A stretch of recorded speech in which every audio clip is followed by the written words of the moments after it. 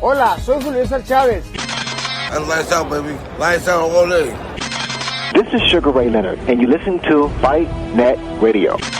I mean, this is ridiculous. It's a radio show. It ain't a one-hour television spectacular.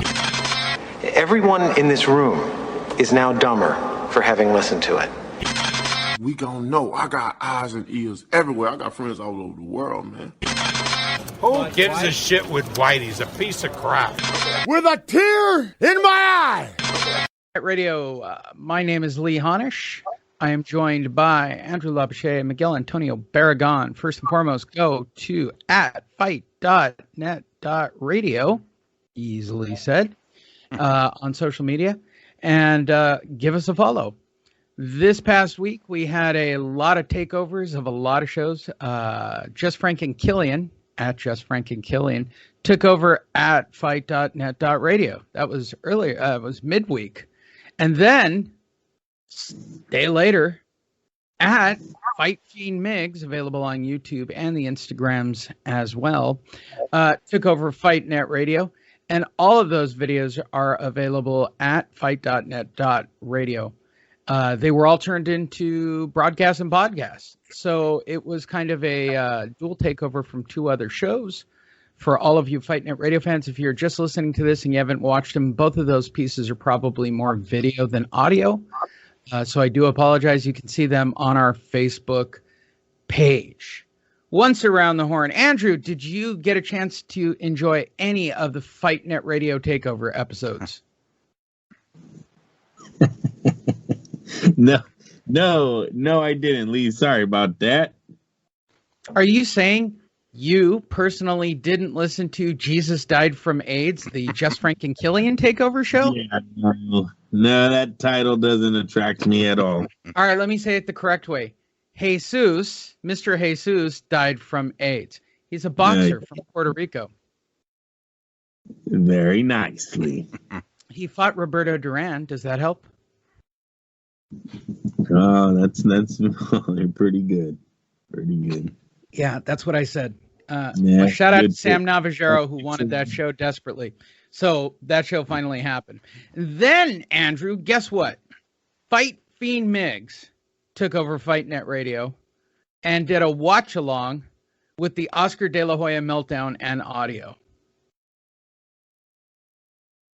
Okay, how did that go? I thought it went tremendously well. Miguel is for the first time asking me how to download the video so he can put it on his channels. So I guess it went swimmingly. We've had it up for a while and it's been okay. We've had it up since Thursday and it's been all right. But let's ask the man himself at Fight Fiend Migs, Miguel Antonio Barragan. What did you think of giving up, room on your channel and bringing something over from the other side? How was the experience for you? It was a blast, man, because I don't really do watch-alongs on my channel. Really more so, they're for fight predictions or fight schedules, etc.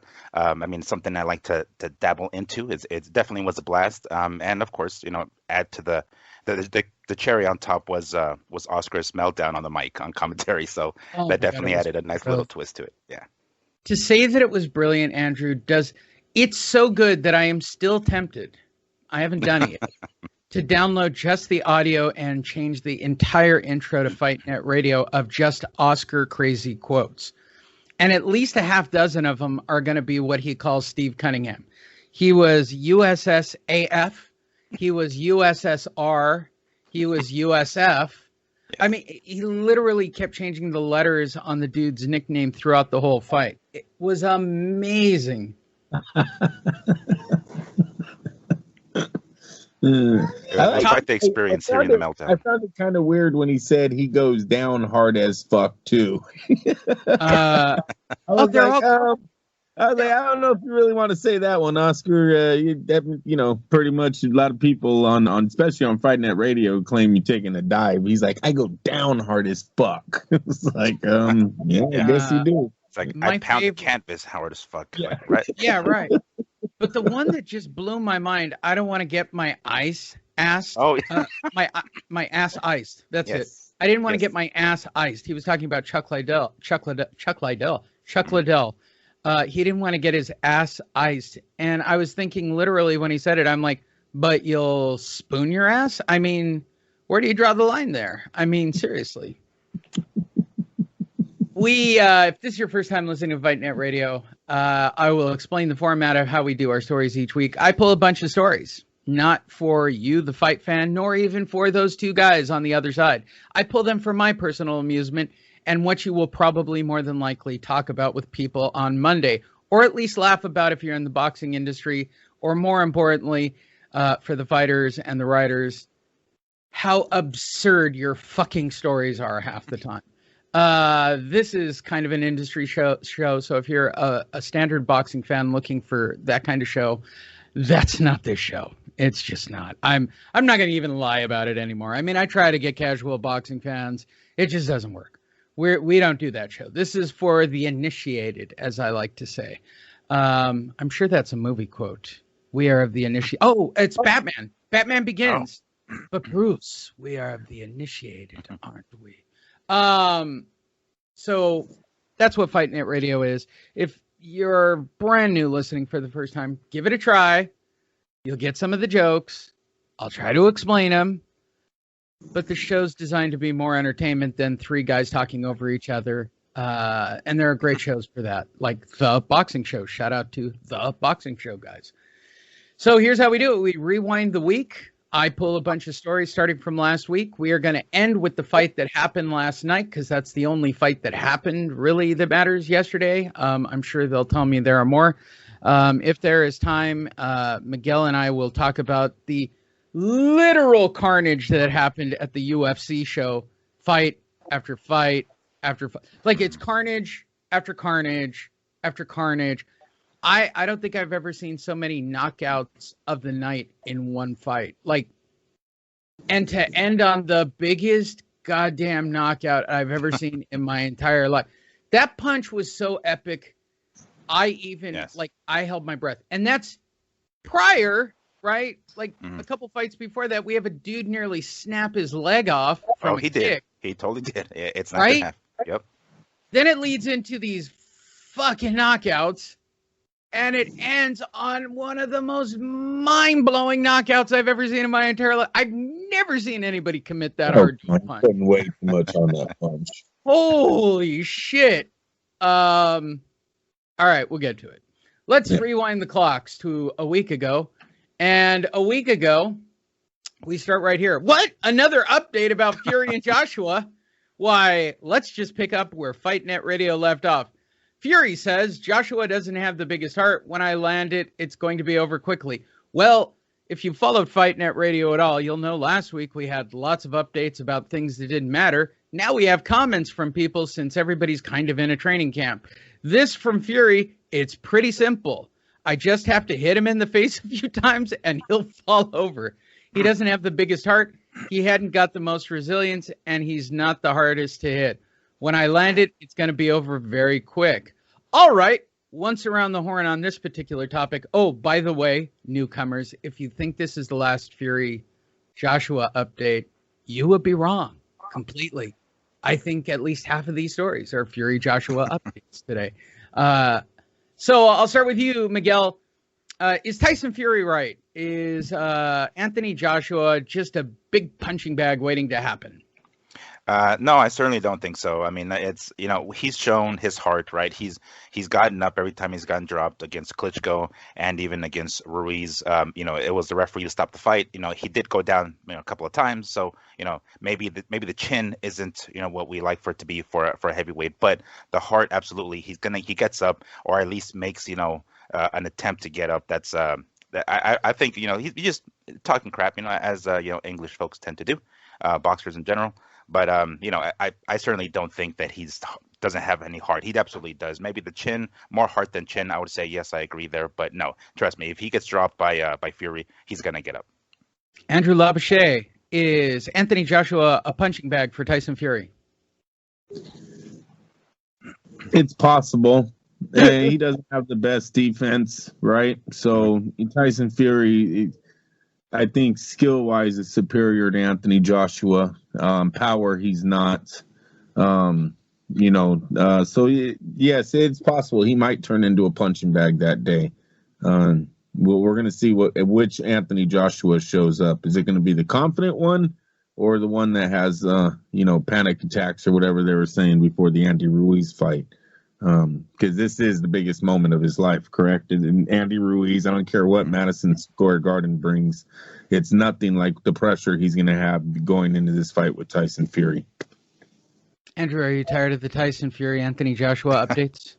We'll see as it goes. Well, let's try it again, shall we? Tyson Fury versus Anthony Joshua. Hearing gives detailed update on the event. That previous story was from 4 a.m. This one's at 7 a.m. Up to date. All right, breaking news. All right, here's his detailed update. You ready? Hearn says the final points of the contract will be ironed out in the next few days, which means we have lots of updates. Before the announced venue, it is expected to be Saudi Arabia on either July 24th or 2 other weekends. Hey, Andrew, I'm thinking of fighting either Joshua or Fury on some weekend in the future. All right, let's just talk about this like it's really Saudi Arabia because I've seen the future stories. Let's go with Saudi Arabia. How do you feel about Saudi Arabia, Andrew? It's it has money. It has its ups and downs, right? It's positives and negatives. It has money, but there's not too many people that can get to Saudi Arabia, so it's a downfall on that side. So basically, they need them to bread them out way before tickets get sold and everything else, or it's a no-go for Saudi Arabia.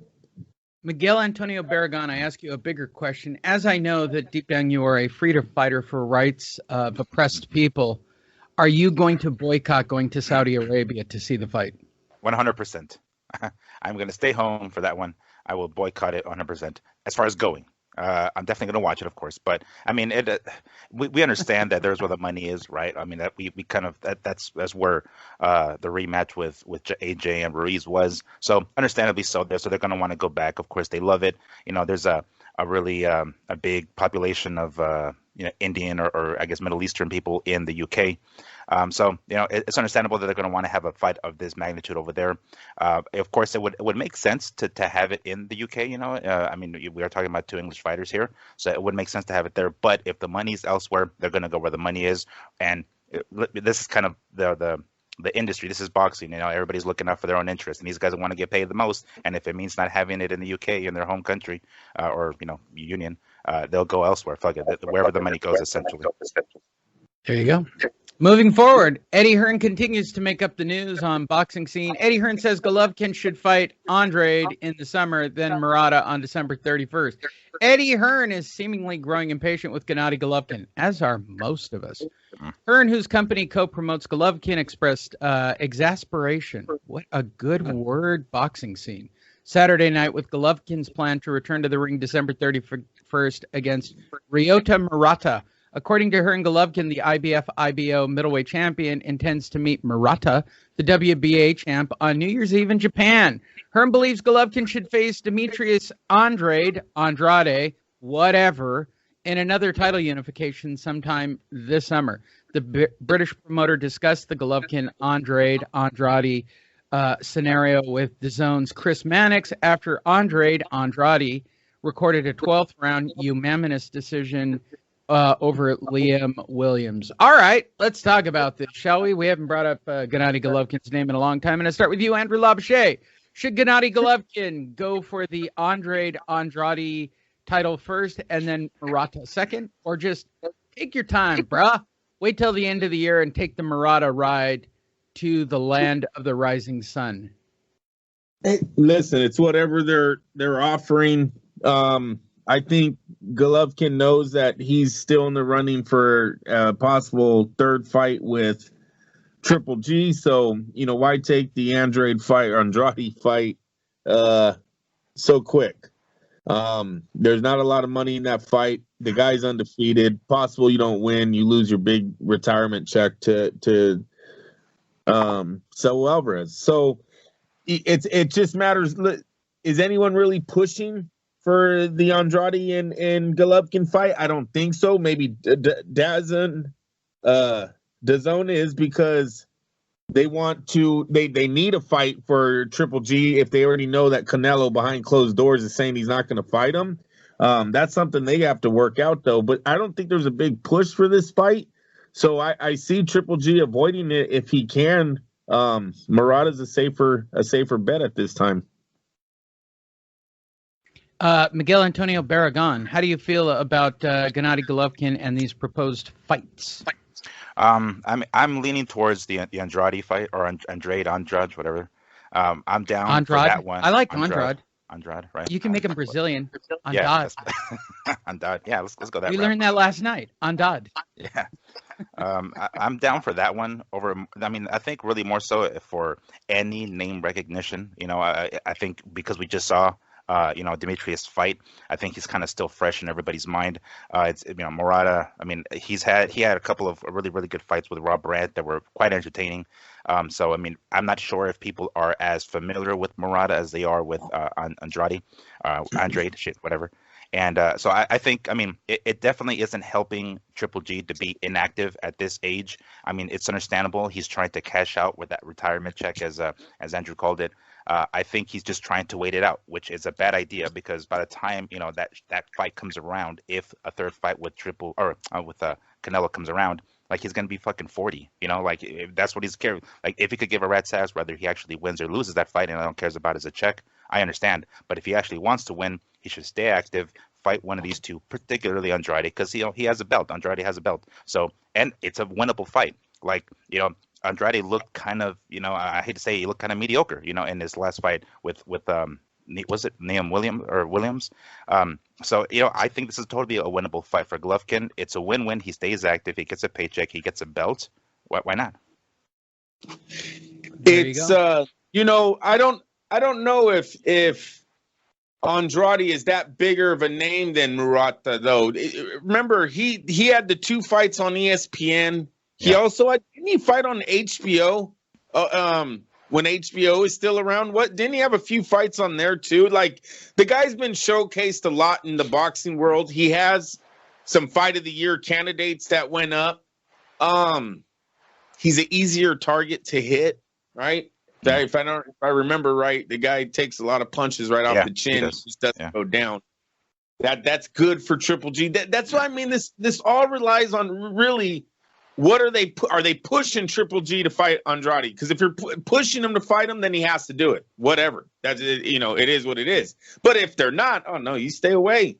You stay away, because Andrade's undefeated.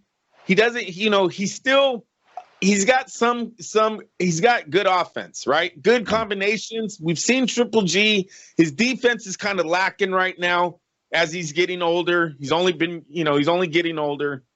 So I really think it's on Eddie Hearn and DAZN where they want to take Triple G's career. I'm going to tell you right now, I don't think Triple G versus Canelo keeps too many casual fans at the house anymore. I think we're past this fight. Yeah, we are. I think so. I agree there. Yeah. Yeah. Someone needs to sit down with Triple G and explain that to him and tell him that his retirement possibly could be get the Murata fight and then end it with giving this undefeated kid a shot, because this would be Andrade's first big shot at a major name. Let's say Triple G knocks him out, man. Now guess who gets a big fight in the middleweights all over again? Yeah. You know what? Murata actually has a belt, too. He has the regular version of the WBA belt, if I'm not mistaken. They haven't stripped him of it yet. But, I mean, getting himself a belt, I mean, that's kind of the point. What's going on here? Someone's... Mexican style. Well, you guys talked boxing for so long, I had to think of something funny to do. Go ahead. Eddie Hearn should push him to fight one of these dudes. What is the point of the moral of the story? Should push Golovkin to fight one of these guys? To give DAZN more dates, to give another. Listen, I know. Thank you. The middleweight division, they have the Carlos team like they're Jamal or Jamal. Which one's there? Jamal? Yeah, I forget. The middleweight one, whichever. We'll call it the middleweight from Carlos. It seems like they're talking a lot more.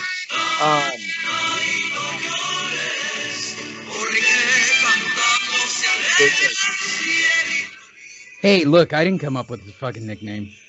He's the crazy one who said it. I would have done the Kazakhstan national anthem and just found as much truth in that as well. But hey, what do I know? How did I know that you guys are so starved for a real story that you guys took this one for 15 minutes? I never saw it coming when I wrote script for this week. But let's move forward. Yeah, I had to stand back. I was trying to do the show laying down. I was a little too probably false. Was that ambitious? Was that a little ambitious, Andrew? Don King issues legal letter to prevent Char versus Lovejoy. First of all, who cares about Char and who cares about Lovejoy before I even read the letter? So I start this before I read this letter to see what Don King is attempting to get news about. Andrew, do we care about Char or Lovejoy and why Don King is pissed off? No, and I'm starting to think Don King knows more about the laws of boxing than actual promoting boxing anymore. It seems like a lot of his fighters are ending up in court rather than the ring. So is Don just sitting in the office thinking of ways to sue people, or is he actually trying to get fights for these guys? I'm past Don King. It was good when it lasted, but we're past on. Miguel, Antonio Paragon, do we care about Char or Lovejoy or Don King for that matter?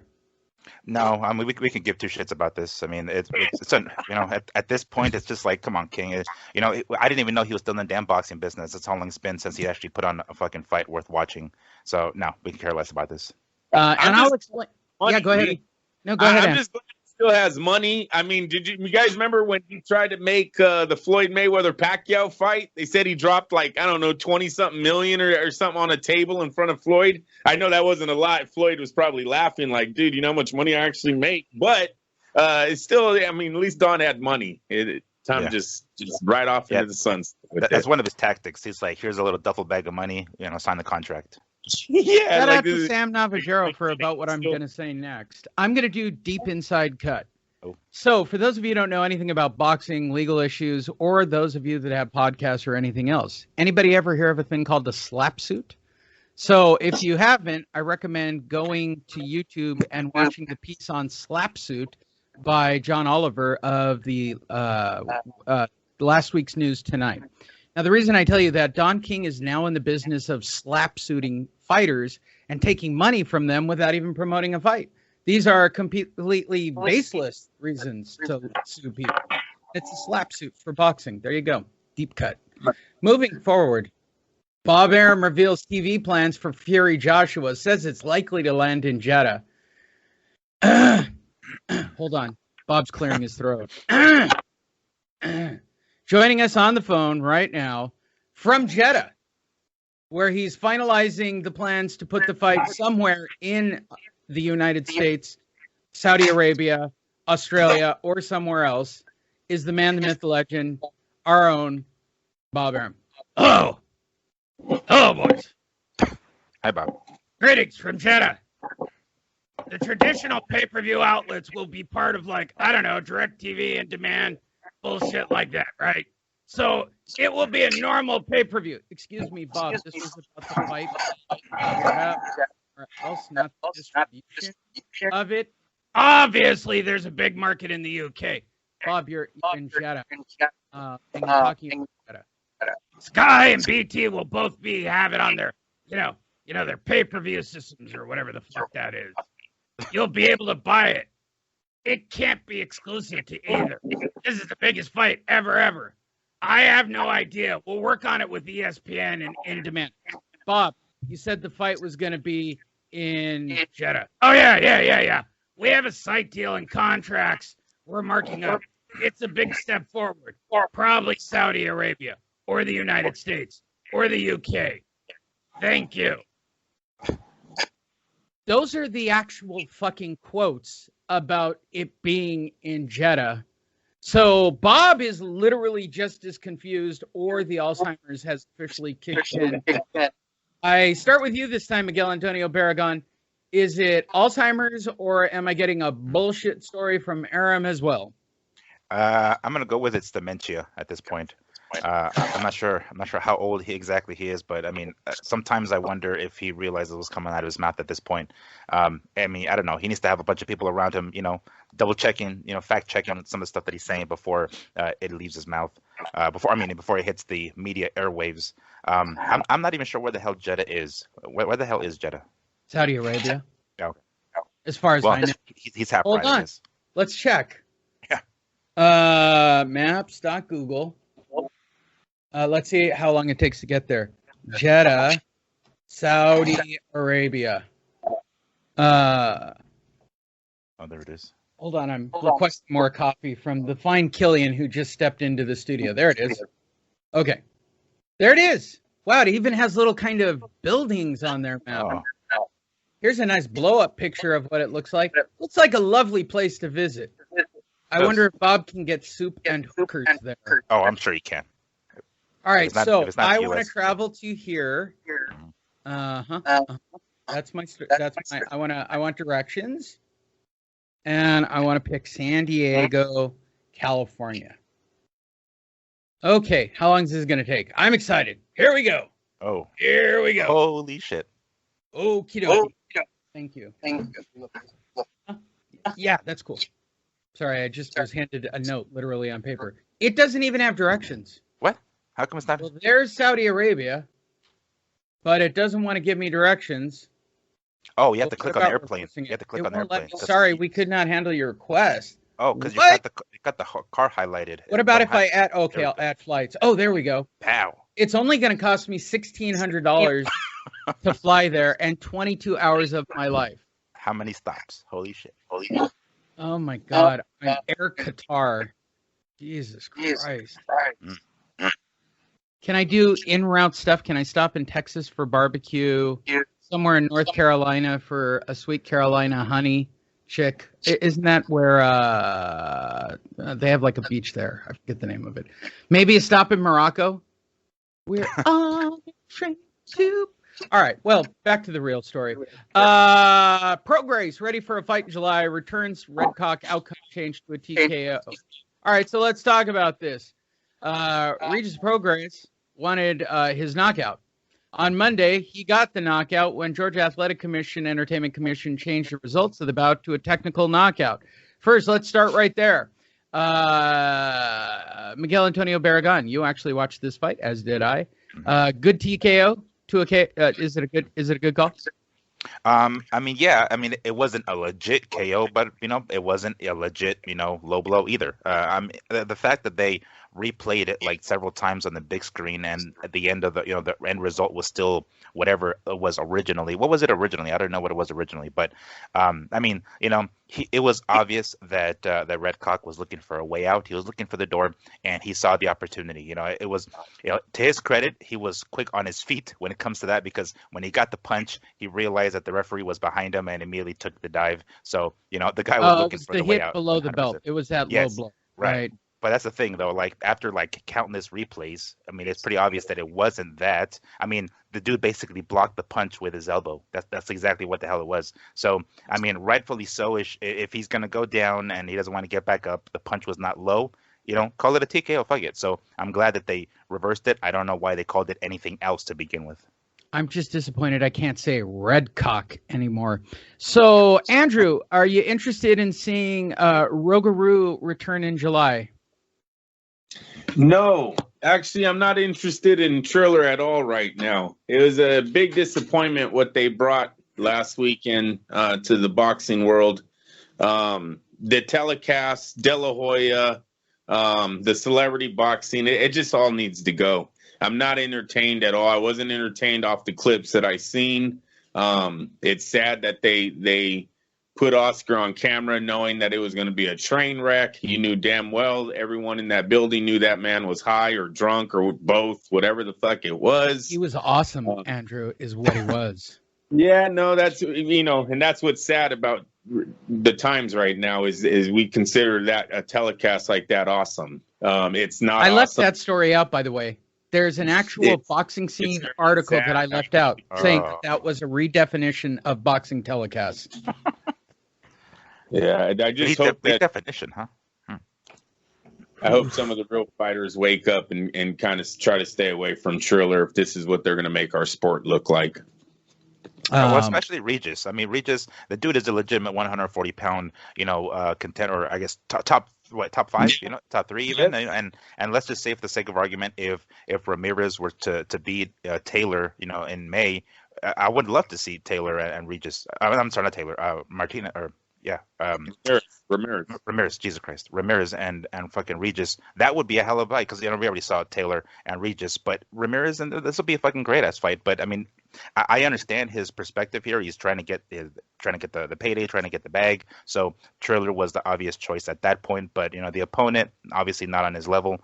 He needs to stay away from that. I should say he got a nice payday. Great, he did it once. It was an experiment. I'm not sure how he felt about the whole situation, but he got paid. Hey, all right, time to come back to the legit fights over here and get it done. Especially if Ramirez comes out with the win next month. There you go. Moving forward. Hey, Saunders on Canelo. Fuck the money. Fuck everything. I'm here to win. I just love this title. I don't even care what his quotes are, but my God, he's awesome. I'm a bit disappointed because he's already planning venues for Caleb Plant fight. It's one of them.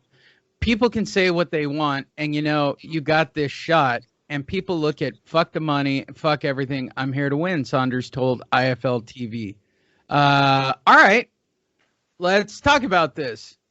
Is Saunders a legit fight to Canelo? I start with you this time, Miguel Antonio Barragan. Is this the first real fight we've seen for Canelo in a while? I'll say yes, especially at super middleweight. I mean, we did expect, Smith to do more, but I mean, it wasn't, unfortunately. And that's not necessarily Smith's fault. Maybe just Canelo didn't let him. Canelo did his thing and implemented his game plan, and it wasn't as competitive as we would have wanted it to be. But this one here in particular, at the very least, Saunders runs. At the very least, he backpedals. So it's going to allow him to take less punishment than the bigger Smith. But I think so. I mean, I don't know if it's enough to beat Canelo. I doubt it. But nonetheless, I think it's going to be probably his toughest for a few different reasons. One, that he moves around a lot. Like I mentioned, it's very similar to Lara, just a super middleweight Lara, basically. And then of course, he's a southpaw. So those things, those two combined with whatever power Saunders may have, enough to make this fight probably the toughest at super middleweight to date for Canelo. Andrew Labouche, is Billy Joe Saunders a threat to the crown?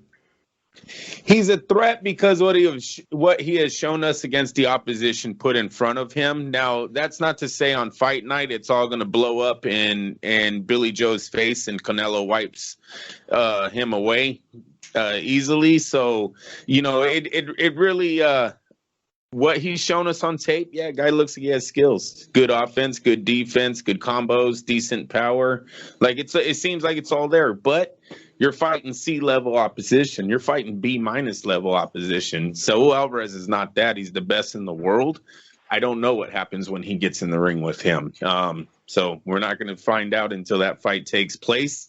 It's just that's up in the air. I'm going to tell you right now, the haters will immediately point at Billy Joe's resume and say they were all B-level opposition, and I can't argue that. Yes, literally seconds after. Yeah. As soon as that fight is over, they're gonna all hit the chat rooms and start dissecting Billy Joe's career and saying he never fought a guy like Saul Alvarez. He wasn't shit. That's just boxing, right? So.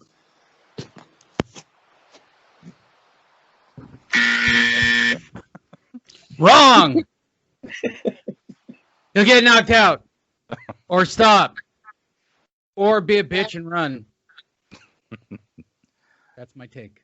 Okay. Boy, that's a long way to go for that joke. Eddie Hearn elevated to the chairman of his own group. Barry Hearn decides to go get a couple of black fellows and start his plantation again. Eddie Hearn will become the chairman of Matchroom Sport. By the way, for anybody who thinks, what? Did he just do a joke about slaves and the dad? Yeah, I'm not going to let it go, ever.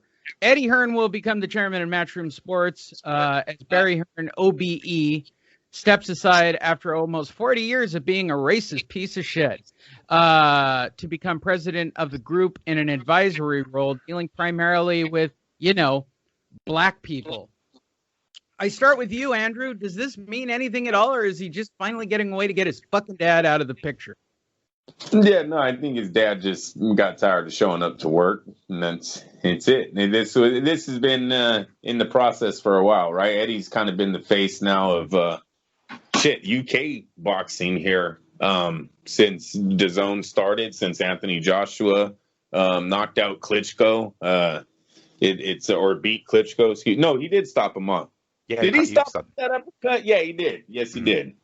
The uppercut heard around the world, right? So yeah, he's kind of been the face of the whole thing since that night. So yeah, nope, not surprised. Is he still a racist piece of shit? Well, if you play the Dillian White press conference where his dad had dropped those crazy remarks, I do not know how he got away with. I still don't know. I mean, they must be racist over there. They're more racist over there than they are here in America, because that would never went by without some kind of penalty for his dad, what he said to Dillian White that day. So yeah, I got to think it's still there. There you go. Once a racist, always a racist. Miguel Antonio Barragan, anything on Barry Hearns, racism, his dad being a piece of shit, owning a plantation, whatever. I don't even know what any of this means, honestly. Like, I guess I have to assume it just means he's taking his pops' spot. It's like, okay, great, so be it. How does that impact everything? I mean, like Andrew was saying, Eddie's already been pretty much the face of the promotion for some time already, so it doesn't feel like any major changes. It's probably just a legal title paperwork type of thing. I don't know what else really that means per se, but I mean, whatever. I guess he's the top of the fucking heap now at Matchroom. Andrew? What's that? Oh, I thought you said something. I apologize. No. I was doing a callback. That's really, what I do sometimes. Ooh, hey, Andy Ruiz is looking very slim, getting on the grind for the Areola Clash. For those of you who haven't seen it, yep, Andy Ruiz is still doughy, flabby, man-titted, but boy, is he thinner. They're all showing off these pictures that, honestly, I got to be honest, as a guy who does this myself, especially having been half naked in front of 15,000 people, looks like he's sucking in his goddamn gut. We've all seen the training photos. We've all heard about the training photos. The tacos and the Bentley days are over. So I start with you this time, Miguel Antonio Barragan. Are you buying into the Andrew Ruiz is dropping weight and getting serious? I am. I'm totally buying into it. I mean, I don't know if I'll buy the pay-per-view per se, but I mean, I definitely am buying to him getting into shape, because I mean, the results are there. You can see the photos. It looks like he's taking it seriously. We understand, fighters tend to blow up in between fights. I mean, some of them, they don't have the kind of discipline that others do. And the ones that do have the discipline in between fights are the ones that make it further in the sport. So, I don't know if that will impact his power. I would hope not. I think maybe it'll help his speed, it'll help his footwork, it'll even help his his defense a little bit, but it definitely does look like he's sucking in that gut, especially from that angle there. Come on, he's sucking in his gut. It could be one of those like Arnold poses, that Arnold sticks out his chest or something like that. It's kind of one of those bodybuilding poses. So hey, I'm buying into it. He does look like it. Ultimately it's going to tell in the ring. We talked about it before. If he doesn't like mop the floor with Areola, considering everything, this is his comeback. He's looking great shape, right? He's taking it seriously. We expect him to fucking clothesline Areola over the top rope at this point. This is what we're expecting. And if that doesn't happen, then what was all this for? All this, promotion with his new physique and his new, camp and everything. So I'm buying into it right now, yes, but come fight night, that's going to be the ultimate test. Andrew Labouche, are you back on board the Destroyer train? Listen, it's the environment that he's in right now. He's running with the best, right? Then the Reynoso's got the best stable in boxing right now. He has the best athlete in the sport right now in Saul Alvarez. We've seen the videos of Alvarez messing around with Andrew Ruiz's son. So they're close. They're talking. There's nothing he can do but perform. And when you perform in an atmosphere like that, results are going to show, and that's what we're seeing here. Now, I think it's going to also translate in the ring. I think we're going to see Andrew Ruiz, a better Andrew Ruiz, more confident. Where it takes him in the heavyweight division, I don't know, because, these heavyweights, the top three, sometimes you need a little bit more than just confidence and a good body. right? So there's other things that you're going to need to take out the big guys. Now we've seen him drop Joshua, but there's other Tyson Fury and Deontay and stuff that he would have to fight that are just bigger than him all the way around. So I like where it's going. I was real nervous about the Reynosos if they could turn Andy Ruiz into shape, that they were doing it legally. Maybe they are. It could just be a product of the atmosphere that he's in. The guy he's doing it with the best right now, and it's starting to show. So I'm going to lean off of they're shooting their fighters up until we get a dirty test. Oh, wait, they had a dirty test. Fuck. Continue. How about two dirty tests until they have two dirty tests? This is an opportunity to talk about our sponsor, VIPRowsports.net. Go to VIPRow.me. And as you can see from the main screen, why pay for the Ruiz fight? Because trust me, Andrew isn't. He refuses to give money to the PBC in any way, shape, or form. Visit the website Fight Net Radio uses when it wants to. By the way, its UFC stream last night was borderline impeccable last night. Impeccable. Moving forward, White on Ruiz facing Areola. Why would I bring up a White about Ruiz? Because Dillian White won't get a fight with even Chris Areola or Anthony Joshua or, well, anybody that matters. So he might as well talk about other fighters. And this is the story that I was looking forward to because Andrew should enjoy this. Typical joke fight from the fake Mexican. Wow. Wow. Way to go, Dillian White. And I think what he's really leaning towards in this article, if I can, it's a strategic comeback fight. It's a fight that's going to make him look good. I agree. Chris Areola has been done for quite some time. Is this PBC bullshit? I start with you, Andrew. PBC bullshit? Oh yeah, come on. This is right out of the PBC playbook of just filling a date. That's all Al Heyman's doing here, double ending a deal, making money. There's nothing. This fight gives Andy Ruiz nothing on his resume, gives him nothing as far as the ranking goes in the heavyweight division. I think it's pathetic how you have Areola running around saying that he's inspired by Andy Ruiz. Isn't that supposed to be the other way around? But that's who Areola is, underachiever or a guy who never reached his potential and now is looking at a guy under him for motivation. It's pathetic. I know who's going to show up. The same Areola that showed up his whole career. So no, we'll not be buying this fight. This is a victory for Andy Ruiz. This is a sparring match, and this is the PBC trying to make money off the Mexican-American fan base that think they're going to just purchase this because you got two Mexican names on a pay-per-view card. I turn now to our real Mexican, Miguel Antonio Barragan. Is this fake Mexican bullshit just to make $1? They're definitely trying to cash in on the last names. No doubt about that. I mean, I don't think the fight is going to live up to what a $50 price tag would be on the pay-per-view. I mean, I definitely say it's mighty bold of White to call this a fake Mexican, considering he's a Jamaican and the UK. It's like, come on, dude, you're an English fucking Jamaican-born dude. Take it easy. But yeah, I mean, I'm not buying it. As much as I would love to, because we do see two Latino fighters at the top. The fight is not going to live up to it. Like we're expecting, right?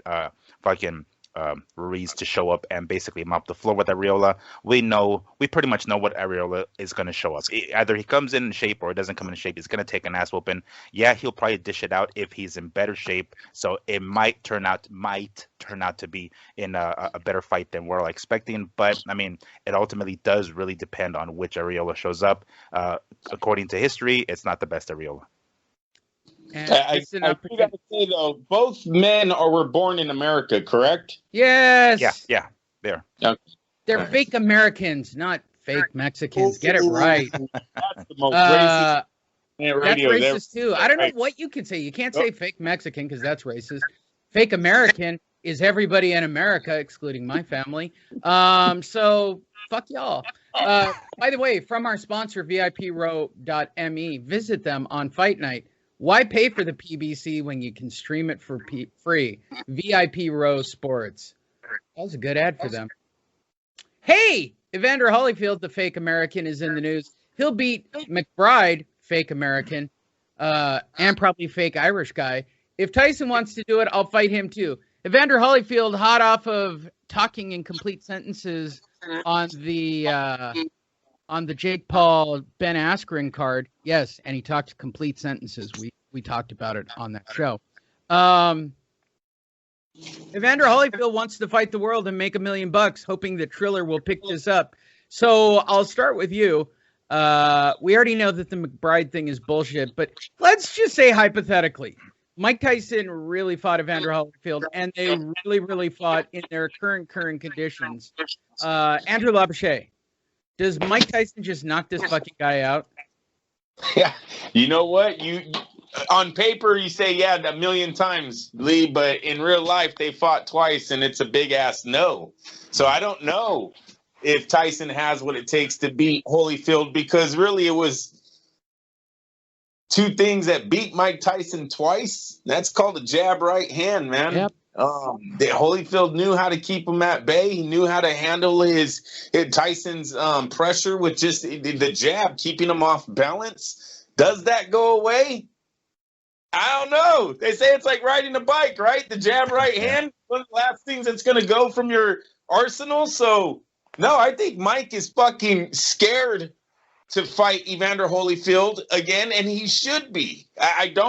Mike can't handle a third defeat from Evander. So, no, I think he stays away from Evander, and I don't know if he has what it takes to beat him. Mentally, Evander destroyed Mike Tyson. He might have his card physically, too. All right. Miguel Antonio Barragan. Evander Holyfield versus Mike Tyson. Does someone die in the rematch? Yeah.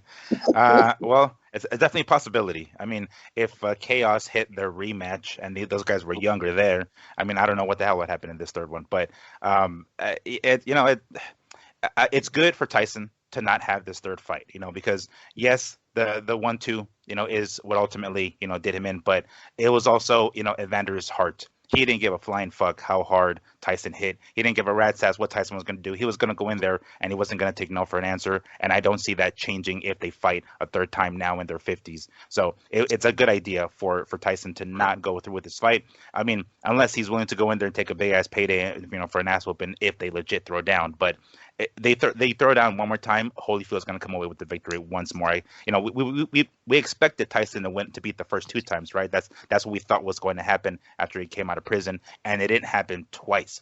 One time he lost his shit and bit his fucking ear. Like, what is he gonna do now? This time, bite his other ear or something. It's like, no, we don't need to see it, and it's a good idea for Tyson not to go through with it. Does it make me a douchebag to want to see somebody die in the ring? And I don't know if a third fight brings the type of money that would allow Mike to do a career suicide. Right now, Mike makes money so many other ways: movies, podcasts, TV shows. Yeah, weed, right? Doesn't he have his own brand of weed or something? Or I don't know what the hell he does. He's got his own weed. Yes, he has his own. Yeah, I think Grow House. If I'm not just a strand, I think the man owns Andrew, acres. have you done research on Grow House? Yeah. So either way, I don't see him. The payout can't be that big. Yes, Triller made $80 million against Mike versus Roy, but what did Mike and Roy make in the ultimately at the end? Who knows? Will a fight with Evander Holyfield make as much as all of his other avenues? I don't think so. And I think, Mike has a pretty easy life right now. He does a lot of appearances. He's showing up to shit for free. He's getting hotels for free. So, yeah, I don't think Holyfield gets that third fight. I really don't. I think they're baiting us with the third fight to get this Holyfield McBride off. And then look for them to go pull some other old timer out of there to fight Holyfield. I don't see it being Tyson, and I don't think that. I hate to say it because we talked about it last week, but this is the draw to that fight card. Sorry, it's not the main event. It's watching Evander Holyfield at 100 years old fighting in the ring. We'll see. The pay-per-view sales haven't been added up yet. Lee, if they do the same amount of pay-per-view as Mike Tyson did, then I'll totally agree that it was Holyfield who drove that pay-per-view card and not Lopez. But if no one shows up and buys it, it's also Holyfield that killed that card too, and not Lopez, because nobody really knows Lopez going into this. Holyfield's supposed to be the main guy, and we'll see if they show up. I'm telling you right now, I haven't heard a lot about this matchup. There's no one calling me. That Roy Jones was hot. We talked about it on Fight Net Radio. When that thing got announced, I was getting phone calls. I was at work. Hey, I heard Mike and Roy are fighting. Hey, everyone thought it was a real fight. No. I didn't get shit. McBride. No one knows who the fuck McBride is. You know how much of a diehard you have to be to know who Kevin McBride is? Or Cambosos, for that matter. I mean, people know Teofimo Lopez, but I don't think people are too familiar with Cambosos. And are they gonna even do like I haven't heard, to piggyback on what Andrew was saying. I haven't heard much about this card coming up here besides these two fights here. Are they going to have concerts too? Are they going to do the whole concert shit again with celebrities? We did weird counts on the last watch along. Are we doing counts on how many rap acts are going to be in this one? I believe that all comes down to how much money they make on the Jake Paul. If the Jake Paul thing really sold 1.3 million, yes, you guys got to believe that they're going to double down again. Bring all the rap stars back. Look for a celebrity YouTuber to put on there to have a fight. They're gonna keep this clown act going until we stop watching. That's the last I heard. Diplo wants to fight too. I cannot believe there is people that actually get entertained on watching that. Maybe a few minutes, you have a few laughs, but 3 hours. Yeah, and to pay for it, to freaking pay for the damn thing. Hey, dog. He gonna get his head knocked out. That motherfucker going down. Like, what? Are you serious right now? Oh my God. Couldn't do it. Couldn't do it. Wow. Once again, for our sponsor, VIP Row Net, just go to viprow.me for the next Triller event. Click on the Boxeo and click on the high definition. I watched it on my brand new. Did Snoop literally call someone an OG in the ring? Did that really happen? I think he called Michael Buffer, when he saw Buffer. Yeah, he called Buffer an OG. Talking, and then he saw Michael Buffer walking. And I think he gave him a joint too. Yeah, he gave him a dap or something. Like, get over here, son, or some shit like that. And then he came over here and gave him a dap or something. Like, that's OG right there in the middle of an interview or something. Yeah, in the middle of talking about another fight, he just stopped to talk to Michael Buffer. It was the most random shit ever. Everybody was on their own schedule that night. Oh, including this guy. Let's talk about him. So a week removed, this happened on Wednesday. It took him 3 days to sober up from the weekend. Oscar De La Hoya started his apology circuit. This by Keith Idec. Everybody remember Keith Idec? Yeah, he's in charge of boxing scene, so he got to write this story. Shout out to Keith, listener of the show. Oscar De La Hoya has acknowledged, hey, I just had a fucking couple of drinks. Ask Mario. Okay, wait, let me do it correctly now that I've actually listened to him while he's drunk. Hey, I had a couple of drinks, okay?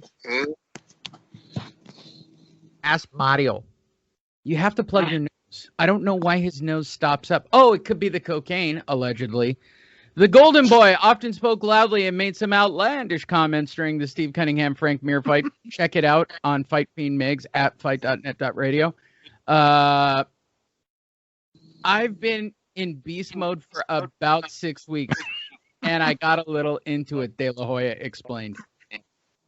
I started having a couple of drinks, and then they told me, why don't you go and commentate? And I was like, oh, okay. I got a little over carried away, and I apologize. But it's all good. It's all good. I'm back in beast mode. I'm ready to go. And I mean, as you know, I've been posting and prostituting myself with pictures and videos of me training. I added that part. So I'm going to continue that. So it's on, baby. The 48-year-old De La Hoya struggles with alcohol and substance abuse, as well documented. Way to go, Keith Idec, for sticking that in. All right, I start with you, Miguel, this time. Are you buying the Oscar Beast Mode apology mode? I'm shooting steroids and drinking, and I'm just a fucking allegedly party crash. No, not really. I mean, maybe he does mean it, but I mean, it's one of those things where he's just gonna apologize and do it again, or something else, down the line. It's just he's got a built-in podium and mic to give himself apologies every single fucking time he does something.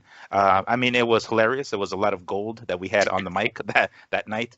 But I mean, whatever. And no one. I mean, I don't think anybody really gave a rat's ass. It was really more so just laughing at him for his dumb shit that he was saying and him being under the influence. So I don't think anybody was really offended to the point where he necessarily even really needed an apology. No one gave a shit that much to be like, dude, you gotta apologize. Like, he said some dumb stuff, of course, right? But no one cared. Let's be honest. No one really gave a rat's ass. So whatever. All right, it's a nice little. It's like a sympathy apology type of deal. But whatever. I don't buy it. He's gonna do something else down the line and then apologize again down the line. A Lapache. Are you buying into the De La Hoya apology circuit?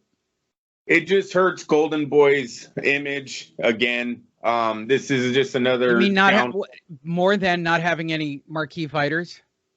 Well, he's losing. He's still got a few that he can't have episodes like this, or he'll lose them too, and then that'll be it for Oscar. All the promoters are pointing to his little outbursts like this. You believe that when they're signing the new guys out of the Olympics or whatnot, and then no one's going to want to work with the guy like De La Hoya. So, with that being said, it's shit, I don't even know. I had something for it. I don't even know where I'm going. No. I like where you're going. Hold on. Let's think about this. I'm picturing Bob Arum talking to a young prospect of an Andrew Lapache fresh out of the Golden Globes. We turn the clock back now to Andrew as an amateur. Bling, bling, it's bling, not bling. Golden Gloves. Listen, Lapapuche. Listen, I got an opportunity for you. Here are your choices. You can sign with that fucking bikini wearing, drug taking, fuck up Oscar De La Hoya. And let's be honest, he's a fuck up. All right, I got rid of him. I got tired of fixing his fights. You can sign with those racists over in England, or you can sign with me. Sign on the bottom line, Lapache. Yep. No, that's absolutely what's going to happen. Another thing that I wanted to bring up. No, I thank you, Lee. You had me remember. Where's his probation officer? Oscar was just involved in a DUI like a year ago or so. I know it wasn't that long ago. That with me again. He didn't do any time, so I know he's on probation. Like, he went to what do you call it, Lee? AA, Alcoholics Anonymous. Yeah, the house, right? He's been to went to it. Sober living. The rehab. Rehab. I ain't going to rehab. Said no. Don't they ask you to come back if you relapse? They don't ask you back. You pay to go back, Andrew. Strangely, I have experience with that. Well, I'm sure. Well, in Hollywood, isn't that like a get out of jail free card? Oh, look, I'm going to the fucking rehab. Well, they do it with sex. They do. Look. Even Tiger said this week, I'm in rehab mode. Good for you, bro. Yeah. I don't know why. I don't know why he is in trouble for this little. I mean, the guy was just in court for a DUI. He's obviously relapsed off of his rehab. So let's get his ass back in rehab. Let's clean him up.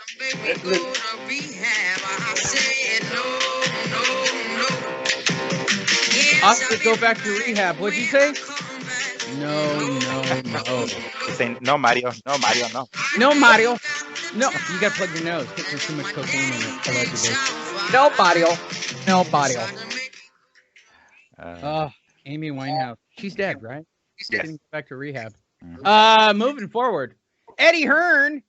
Hey, they're to part their ways with Sky Sports and expand their partnership with the Zone. I don't want to jump ahead in stories here, but boy, was he being a dick on Wednesday about this just so that he could get a better deal out of Sky Sports. Why, you might ask? Well, further down the line and later on in further reporting, Eddie Hearn managed to where is it? I want to find the story. I know it's right here. No. My God, did I pull it? Because this asshole, he literally turned around and then at the end of the week cut a huge deal with Sky Sports. What a game of fucking chicken. This is akin to Bob Arum playing chicken with HBO and winding up with ESPN. But this fucking guy was ready to go, fuck Sky Sports, I'm going with the Zone. And then Sky Sports turned around and ponied up a shit ton of money. Anybody surprised by this? I start with you, Andrew. No, wait a minute. I thought he actually dropped Sky Sports, dude. He's not with them. I think he wound up putting it together at the end of the week. I mean, I really did have that story pulled. I was like so blown away by it.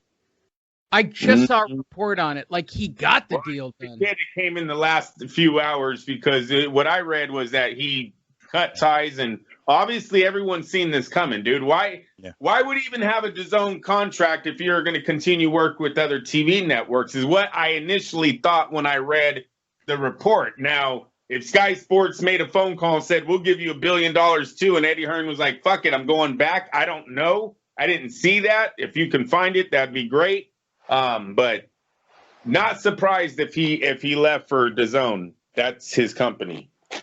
Go ahead, Miguel. Give me your feedback. Quick review. I remember hearing something about or reading that there's still a couple of like fights left on the deal to continue with Sky Sports for the remainder of a couple of Joshua fights or something like that. But then after that, it was it. That was it. Like they were gonna cut ties officially. That's what I remember at least. Because I don't know, like for a while, I think was it that the UK didn't have DAZN or something, and that's why they needed Sky Sports don't. or something like that. I mean, well, I don't know. They do now. They might now, which is one of the reasons why he's probably bouncing out of fucking Sky Sports. But I mean, I'm not entirely sure what streaming services here they it have. Oh, here we go. 21 hours ago, Eddie Hearn's decision to agree to a broadcast deal with DAZN in UK and break his ties with Sky Sport could lead to the biggest. Okay, so I got it wrong. He is fucking pulling an HBO. He went full Bob Arum. Right, I'm an innovator. We wound up on basic cable. Good job, Bob. Good job. Or at least to whoever was on with the idea, because there's no way Bob said, I'm gonna be on an app. What the fuck's an app? Yeah. What are you streaming? What kind of stream? What I have to say, I was. You mean like my diapers? That one amused me. So you're right, Andrew. It's going down. They're bouncing Sky Sport. My sadness to this is we don't get to see what's his name? Like I like the Sky Sports boxing announcing team. I do. It's one of my favorite parts of watching DAZN broadcasts on Sky Sports on VIP.me. Is it? I mean, I guess at the end of the day, I guess it's okay. I mean, it is no different than Bob pulling HBO, but it's a big deal. It is a big deal to UK fans for sure. You know, do they have DAZN after all, or no? I still don't know if they have DAZN. I do believe they do now. Yes, that's why this is happening. DAZN opened up in a few more countries this year. I remember that being announced. So it's just an end of an era for some diehard fans, right? That it's like us. You keep saying it with HBO. Sky Sports held some of their biggest fights, and now it'll no longer do that. So, yeah. And to be honest with you, I'm not impressed with ESPN streaming app. I don't know if it's my cable company, if it's my service or what, but I was having a lot of interruptions yesterday in my main event. Not the co-main event, but the actual main event. It was fucking ridiculous how many times I had to stop and reload and rewind and watch again. And then, that happens a lot on these streaming things. Where you're getting pausing, you're getting delays, you're not watching it live, your friend's fucking a minute ahead of you, or you're you two do it to me all the fucking time. Yeah, so Jesus Christ. A lot of that sucks. Back in the day, it wasn't, really wasn't like that when it was HBO and Showtime and regular basic cable showing these fights. Everyone was on the same thing, so that sucks. I miss HBO as far as the money they had for the smaller guys, right? We're not seeing that anymore. We're seeing a lot of the big fish are taking all the money, and there's nothing left for these littler fights. So the guys are like, fuck it, we're not fighting each other. So we're getting, less competitive fights because the money that HBO used to have just isn't there anymore, isn't there right now. I don't know if after COVID is gone, if ESPN and DAZN will add to the budget. But as of right now, we're not getting the fights that used to build up to those major fights. I mean, we got guys like Charlo and Ramirez and all these guys, even fucking Billy Joe and Andrade. These guys aren't facing each other to face Saul Alvarez. They're like, no, we'll just sit here with our O's and beat fucking mediocre opponents, and then hopefully fucking Saul Alvarez will call us because we have no one else. They have no one else to fight. That's where we're at in boxing right now, where before it didn't matter that one guy had a defeat or two defeats. Those two defeats were against champions, or those two fights were fight of the year candidates, and everyone knows against the champ he's going to be legit. That's what boxing used to be. It's not there anymore, so that sucks. Moving on. Miguel Antonio Barragan. Does Eddie Hearn have the most beautiful blue eyes? and the most stunning beard? It's just like he's got a little bit of gray, which shows I'm experience, but Eddie he's got the dark Hearn hair. wife. Wait, which shows, I gotta see what he married. I guarantee. I gotta see her. Oh, really? Chloe Hearn? Really? American. I'm a little let down, but no, that makes a little more sense. The photos seem to improve dramatically from that one. She gets dramatically better in other shots. There we go. There we go, Eddie. She got the Carl Froch's wife. There we go. She's got the Carl Froch's wife treatment. If you guys have seen Carl Froch's wife, there goes a bake. Chloe Hearn is an American personality, better known as Eddie Hearn's wife. Better known as Eddie Hearn's wife. All right. It actually says that. Interesting. I didn't realize that's what she was going for. That's so sad. So sad. One Championship CEO says De La Hoya versus Alvarez fight is a real possibility. Last week, MMA veteran Eddie Alvarez revealed that his handlers were approached to discuss the possibilities of fighting former 6th Division world champion Oscar De La Hoya. Yes, I pronounced it correctly just for my amusement. The 48-year-old retired from boxing after suffering a one-sided stoppage loss to Manny Pacquiao in 2008.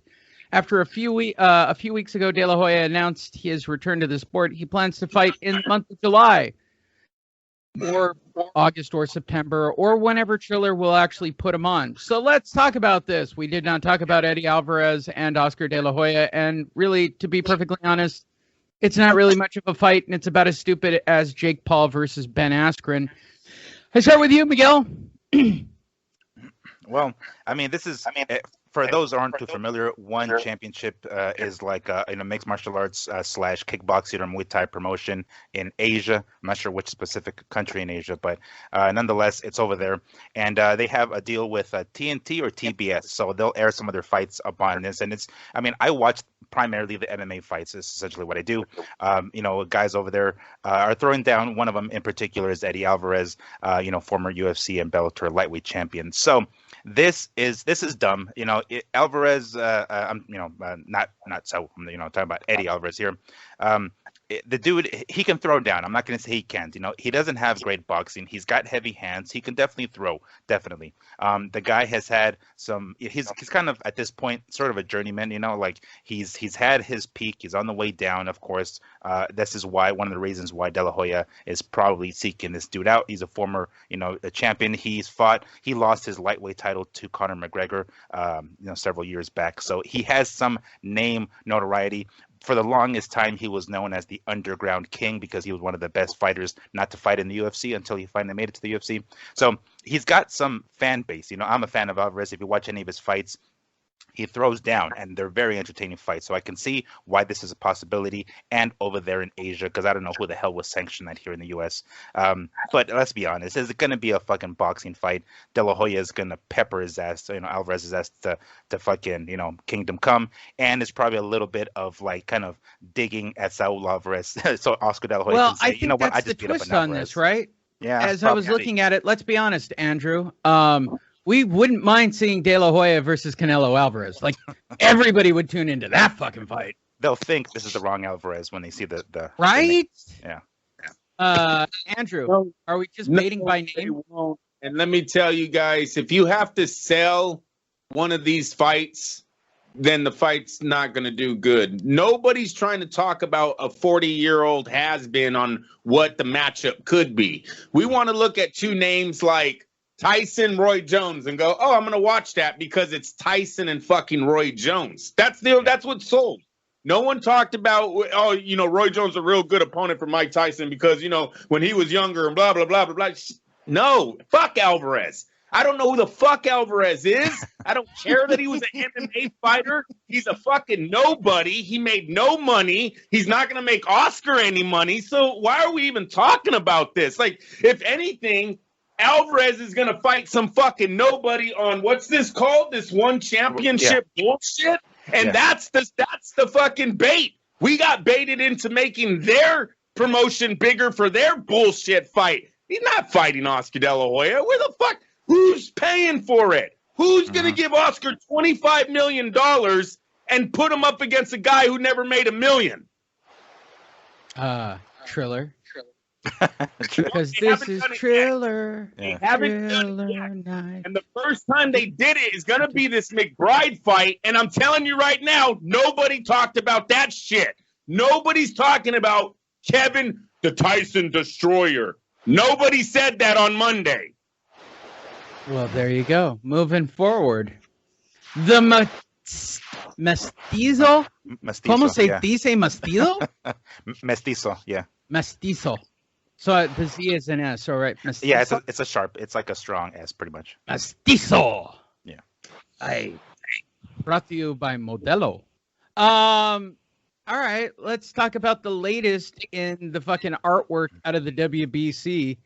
It's here. If you're listening to the audio, you might want to head over to FightNet Radio because I'm pretty sure that I'm going to use it as this week's logo. Wow, I don't even know what to say of the WBC. I mean, let's see if there's a quote by the man himself who likes to make belts. Does he have a quote for it? Another kind of Charlo.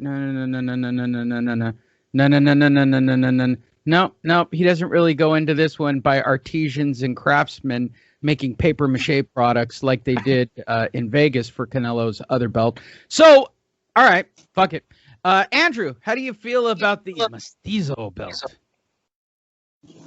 What does the belt represent? What are we doing here? What is the Mestizo belt? Well, I mean, it's my understanding that Mestizo is like, or Mestizo is like basically of mixed race, basically. So like, when the Spanish came to Mexico, and conquered, right? And then there was like, Native Americans there, and then they, bred with them. So it's just like a mix of the Spanish and, the Native Americans and whatnot. So no, it is, dude. I mean, I think it's now like of mixed race, like in general, but I think it originated from having Spanish mixed with Native Americans in Mexico when they conquered. I turned out of Wikipedia. Hold on. It is a term used in Hispanic America to refer to a person combined of European and indigenous American descent. Yeah. The term was used as an ethical category for mixed races. Oh, so it's a fucking racist term. Yeah, you nailed it. Do you know how racist of a belt this is? Would be in America? Is it in reference to like fucking Canelo's like Irish red hair or some shit? Miguel, yeah, come on, bro. Of course it is. Miguel, like, hey, here's your Mestizo belt, eh? Yeah, you fucking Irish. Your daddy's Irish. Red hair. You're fucking. Yeah, you're sitting in brown hair, Mr. Mexican. Wow. Hey, wow. Hey, listen. It doesn't get better anywhere. I was looking for something to pull this together. There isn't. This is just straight up racist bullshit.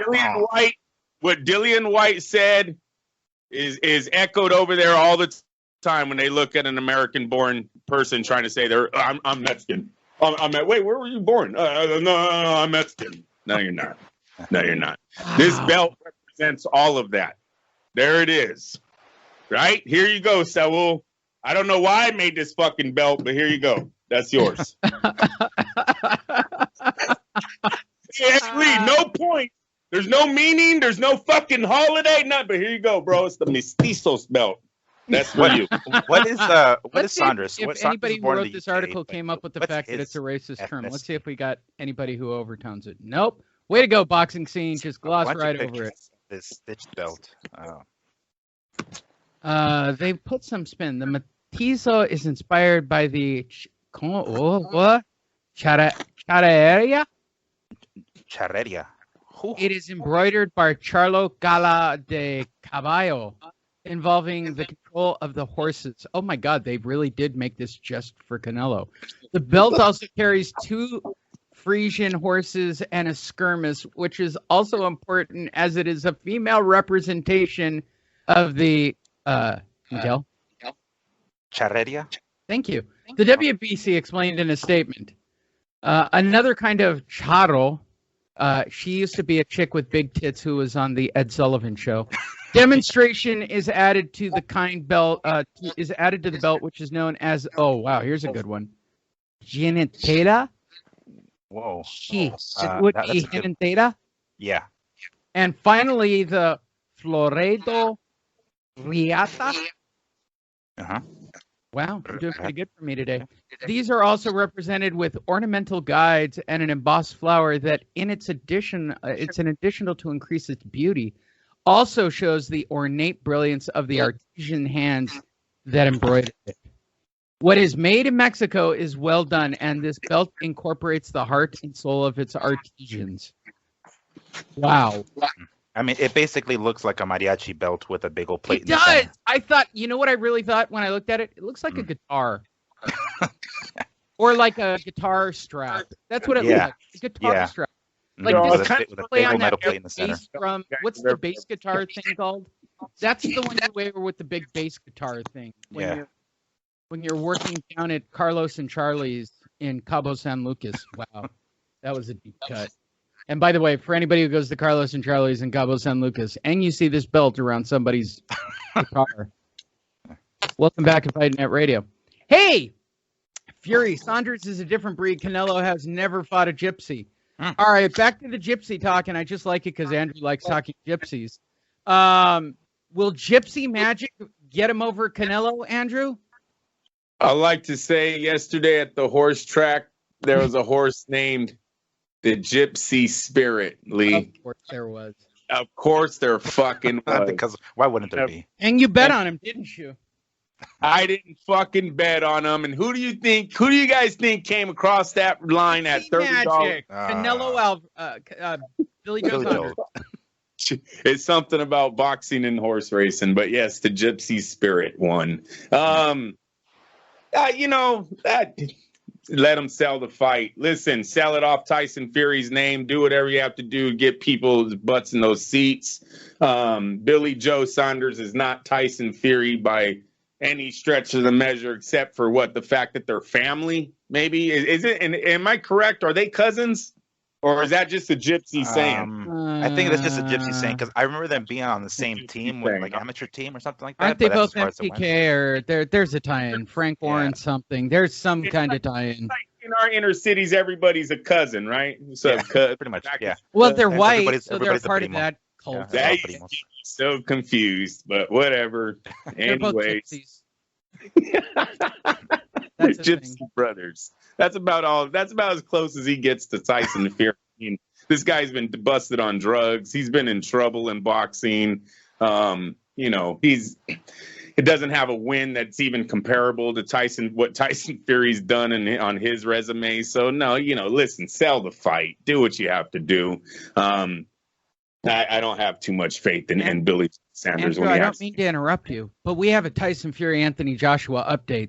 This just in from Friday. Fury versus Joshua is 100% happening, says Eddie Hearn. Andrew, was it ever in doubt in your mind? No, I actually believe it's It's so fucking stupid. Miguel, did you think the fight was in any doubt whatsoever? No, unless there's another update saying that the fight's in jeopardy. But if it isn't, I have nothing. Yeah, exactly. As of now, no reason to believe. Oh, that's a good point. Yeah, maybe I'm jumping ahead. All right. DAZN Sky Sports. Oh, there it is. I finally found the story I was looking for. All right, Billy Joe Saunders, trainer. We can't run from Canelo in the fight. What? Didn't we just talk about this? This just updated from our previous story where both of our guys said he would run from him. Billy Joe Saunders says we can't run from him. Ruh-oh. Scooby? Do we all agree that if this doorknob stands in a phone booth with Canelo, he's fucked? Oh yeah, especially if Canelo goes to his body and slows him down and ends up cornering him, he's fucked. He is going to slow him down. He is going to go to the body. Billy Joe really don't have defense except head movement. So, yeah, I don't like how this fight adds up for Billy Joe Sanders. I know everyone else does because of what he does against B-level opponents. I keep pointing at the opponents. So let's ask the bigger question, Andrew. Should Billy Joe Saunders laser off his fucking birthmark once and for all? He's trying to cover it up with the beard. Yeah, I know. That's his new thing. Yeah, right. Go with the full beard look. I don't know. He's got that Gorbachev type of. Well, the biggest news story before we get to. You guys ready for the biggest news story? Oh. Deontay Wilder is back in training. We all saw the photo this past week. He's in there. Is the ring return looming? The WBC world champion Deontay Wilder has returned to training, with ring return being rumored in the next few months. Wilder has been out of the ring since he got fucked up. And let's be perfectly honest. I don't think anybody cares. I think we finally got past Bombsy Squad versus everybody talk. But let's talk about it for a split second. He's training, and he's not really saying too many crazy things since he started training again. Andrew Labouche, do you want to see Deontay Wilder back? Yes, I will give Deontay another shot. He's a character. He only has one defeat, so why not? The problem here is what kind of Deontay we're going to get when he comes back off of this devastating knockout that Tyson Fury did. I mean, it looked like it just ended everything in Deontay's world. They killed his character. They killed his momentum going to the Joshua fight, killed his momentum with PBC.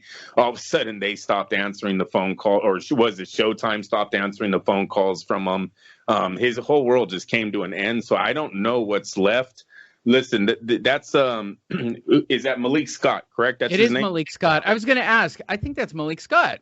Yeah, so that's Malik Scott with him. So obviously, I believe that's going to be his trainer now, or are they just working out? Right. I know Scott was kind of transitioning over into training. I see him a lot on social media talking about training. So it would make sense. These two are best friends. If you know, they're heavily tattooed, and they used to get tattoos together as. Oh, that's the reason to pick your next boxing trainer. Hey, no, I was once in a gay nightclub and this dude sucked my dick. Therefore, I should get him as my boxing trainer. I'm just pointing out that they're real good. No. I'm just looking for the humor in it, Andrew. I hear you. So they're friends. It makes sense at this point in Deontay's career. Look, this is a guy, if you go off Mark Breland, he said he didn't want to learn too much. He has a bunch of yes men in front of him, and he was knocking people out. So he really didn't want to learn anymore. So Mark Breland drugged his water, Andrew. So and I don't know if you guys seen, but Breland's now working with the Charlo brothers. So he's back in the PBC circle, at least. It's going to be real interesting to see how those PBC parties go down when those start happening there. Because if I'm not mistaken, I believe PBC does their own award show because they're their own fucking and nothing else matters but PBC. So it's going to be interesting to see how those go down when you got Breland and Wilder in the same room again. Hold on, I got something for this. I feel like Archer at these moments. So the ESPNs have the ESPYs. So the PBCs would be the I had the joke. It was right there and I set it up and that made me lose it. Well. He'll come back. Wait, I have something for this. Miguel. Yes. Deontay Wilder back to training with Malik Scott, learning no boxing whatsoever from a guy who knows nothing about boxing whatsoever. So more Deontay Wilder throwing wild right hands, I would imagine. So I guess we could get him like a punching bag, like that Polak from Chicago. Right. Yeah. Exactly. The Kownacki or something. Right. Kownacki. Yeah. What a perfect fight. Yes, that's a perfect, give me fight. That's the kind of, confidence building fight that he needs in a comeback. It really depends what kind of Deontay we see in the rematch in the comeback, I should say, because it was a devastating loss, it was, and then his team basically imploded. So it's got a lot of stuff going on that he needs to kind of rebuild, and being in the ring is kind of like the last thing we need to think about. But I mean, if he got everything on the outside taken care of, because we've questioned his sanity a couple of times with some of the things that's come out of his mouth. So we don't know how he is mentally. Sometimes that one loss will just do it for you. It's happened to guys like Felix Trinidad. Once they get spanked, it's like it's never the same. So however, he comes back in this comeback here. I want to see it, to reiterate what Andrew was saying. It really was just one loss. It's only one loss. He's still got a ton of fucking KOs. That doesn't take away from all the other people that he's already knocked out. So a card of sort of confidence building type of fight against someone like Kownacki, I wouldn't mind seeing that, but it would ultimately depend how he comes in mentally, because if he's going to start pointing the finger at everybody else but himself when he's in the ring, it's like, all right, he's not ready yet, but hopefully he learns some stuff if he's willing to learn. I'm going to tell you one. Go ahead, Andrew. One of the things holding Deontay back too, and we've heard it in the rumors in the boxing world, is the money. The money. This guy made $40-something million, I believe, the day he fought Tyson Fury. He will not be making that in his comeback fight. He's not even going to come close to that, and that's what's holding this whole thing up. This is why Showtime can't answer the phone anymore. He's out of their pay scale. This is why the PBC can't answer the phone anymore. He's out of their pay scale. Deontay needs to come back to reality.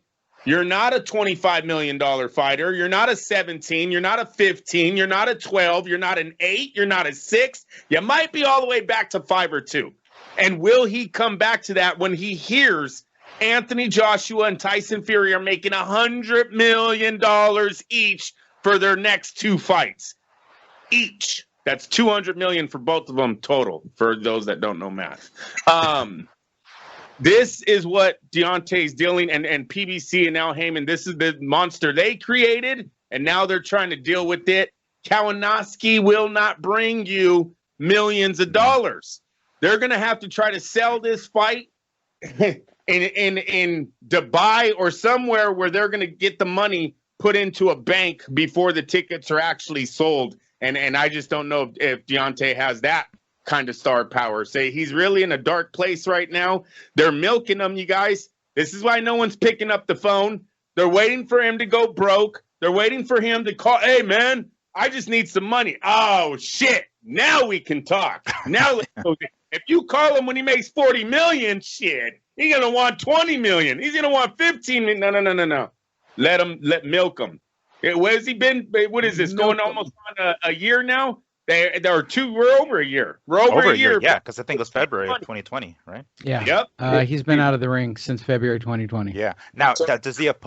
the opponent dictate how much? Because if he fights someone like, let's say, Kownacki, yeah, I can understand 2 or 3 million. But if he comes back with a bigger name, is that more of a 10, 15 million type of fighter? Yes, sir. And that name is Dillian White, and that name is in the UK. That he has to go overseas to the UK. We talked about this on the last Dillian when Dillian White beat Povetkin. That fight will sell in the UK because of all the other connections they have out there. That is where Deontay has to go. The problem is Al Heyman can't control that fight. Al Heyman likes to control everything about his fighters. He doesn't like his guys to see that they can make more money other places, because then he can't double end the deal and be the only one rich at the end of the day. So that's where the hiccup is with the PBC fucking with Dillian White. They wanted Dillian White. If you don't remember, wasn't there a rumor about Dillian White being offered to go to the PBC?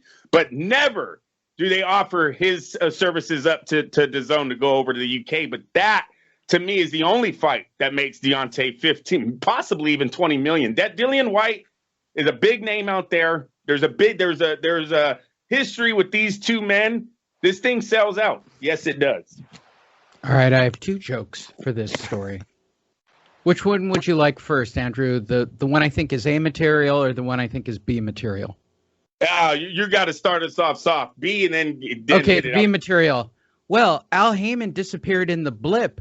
However, after a PBC card, I saw a little piece about him in the end credits. That's a good joke. It's a good joke. Everybody think about it. It's a good joke. Second joke. We have audio from Deontay Wilder, and it is the title of today's show. Listen, I'm going to knock that Polak out. Which one did you like, Andrew? They were both very strong, I thought. One's a little bit meta. Listen, I need to know how much they sell Kownacki's tickets for down there in Chicago. Because if it's only $20, they're not going to make the money to generate that fight. But if they are spending big dollars down there, yeah, it's possible. Because if anybody's smart around Deontay Wilder, they have to know that Kownacki's nothing more but a fucking sparring partner that he should have out of there in 9 minutes. So that fight should be made for, just try to get as much money as you can. But I would not stay away from that fight, and he actually needs to get active. He needs to get in the ring here. He's been out for a long time. It even makes you want to sign that fight faster. So yeah, if I'm Deontay, you got to look at what Al Heyman's given you. Obviously, you're not going to be getting Dillian White and DAZN over in across the sea. As a note to everybody, when you start to see the headlines of Deontay Wilder said he's going to knock out the Polak Kownacki, remember that we said it first, and in no way, shape, or form did it actually happen. And just enjoy it when you see it as a headline across the news media universe. Ryan Garcia, this in the past 24 hours. Breaking news. Dun, dun, dun. Ryan Garcia pulls out of the Javier Fortuna fight, citing health and well-being. I know this news may be disappointing to some of my fans, but I am announcing today that I am withdrawing from my July 9th fight, Garcia wrote on a verified Instagram channel that reaches 8.6 million viewers that he bought, verified here on Fight Net Radio.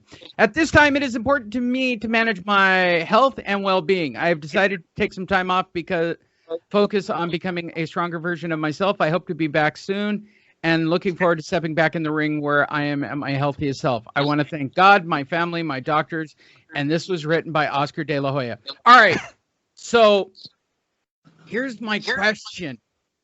Number one, what is he? Is he a drug addict? Is he an alcoholic? Does he have COVID? Does he have AIDS? Let's throw that one into the mix. This is bullshit. Because this guy was so hot to get in the ring and fight anybody. Now he's not hot to get into the ring and fight anyone. So I'll start with you, Andrew. What would you like to speculate about King Rai?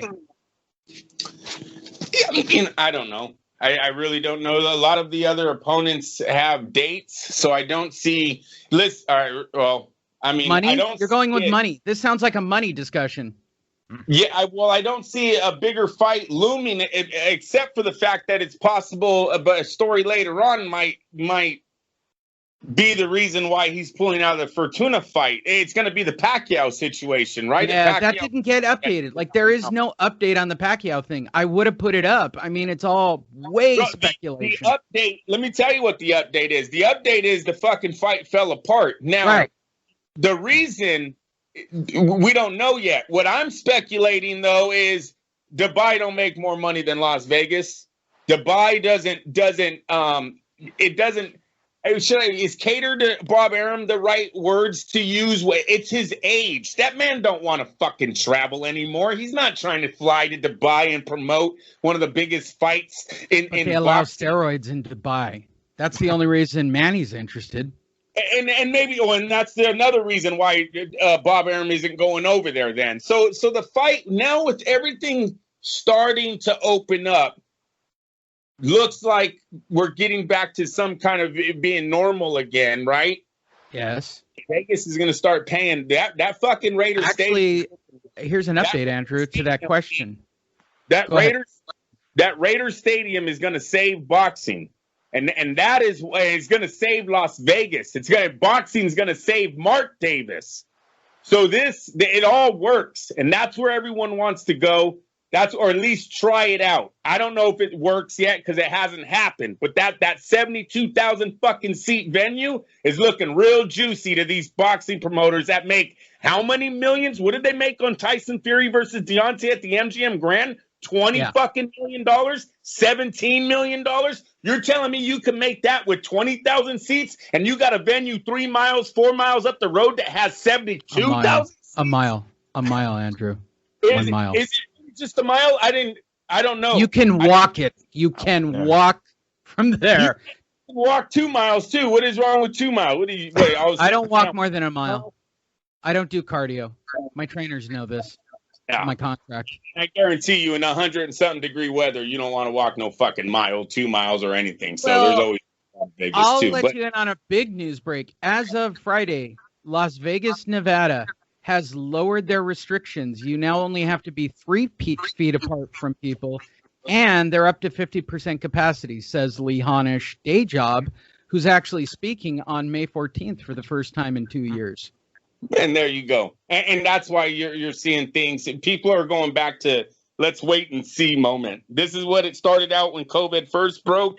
This is where promoters are going to right now because, it's going to be hot. When they open up Vegas, especially if it comes in the summer, you imagine these fights getting laid out there, how many people are going to go back just dying to be in a big fight event again. So, yeah, don't waste it on Dubai. I love their money. We all love their money, but there's money. The record was broken by Tyson Fury and Deontay Wilder was just broken in February 2020. Okay, so Tyson, Holyfield, some of the biggest names have fought in Las Vegas. That record was broken. Vegas has money.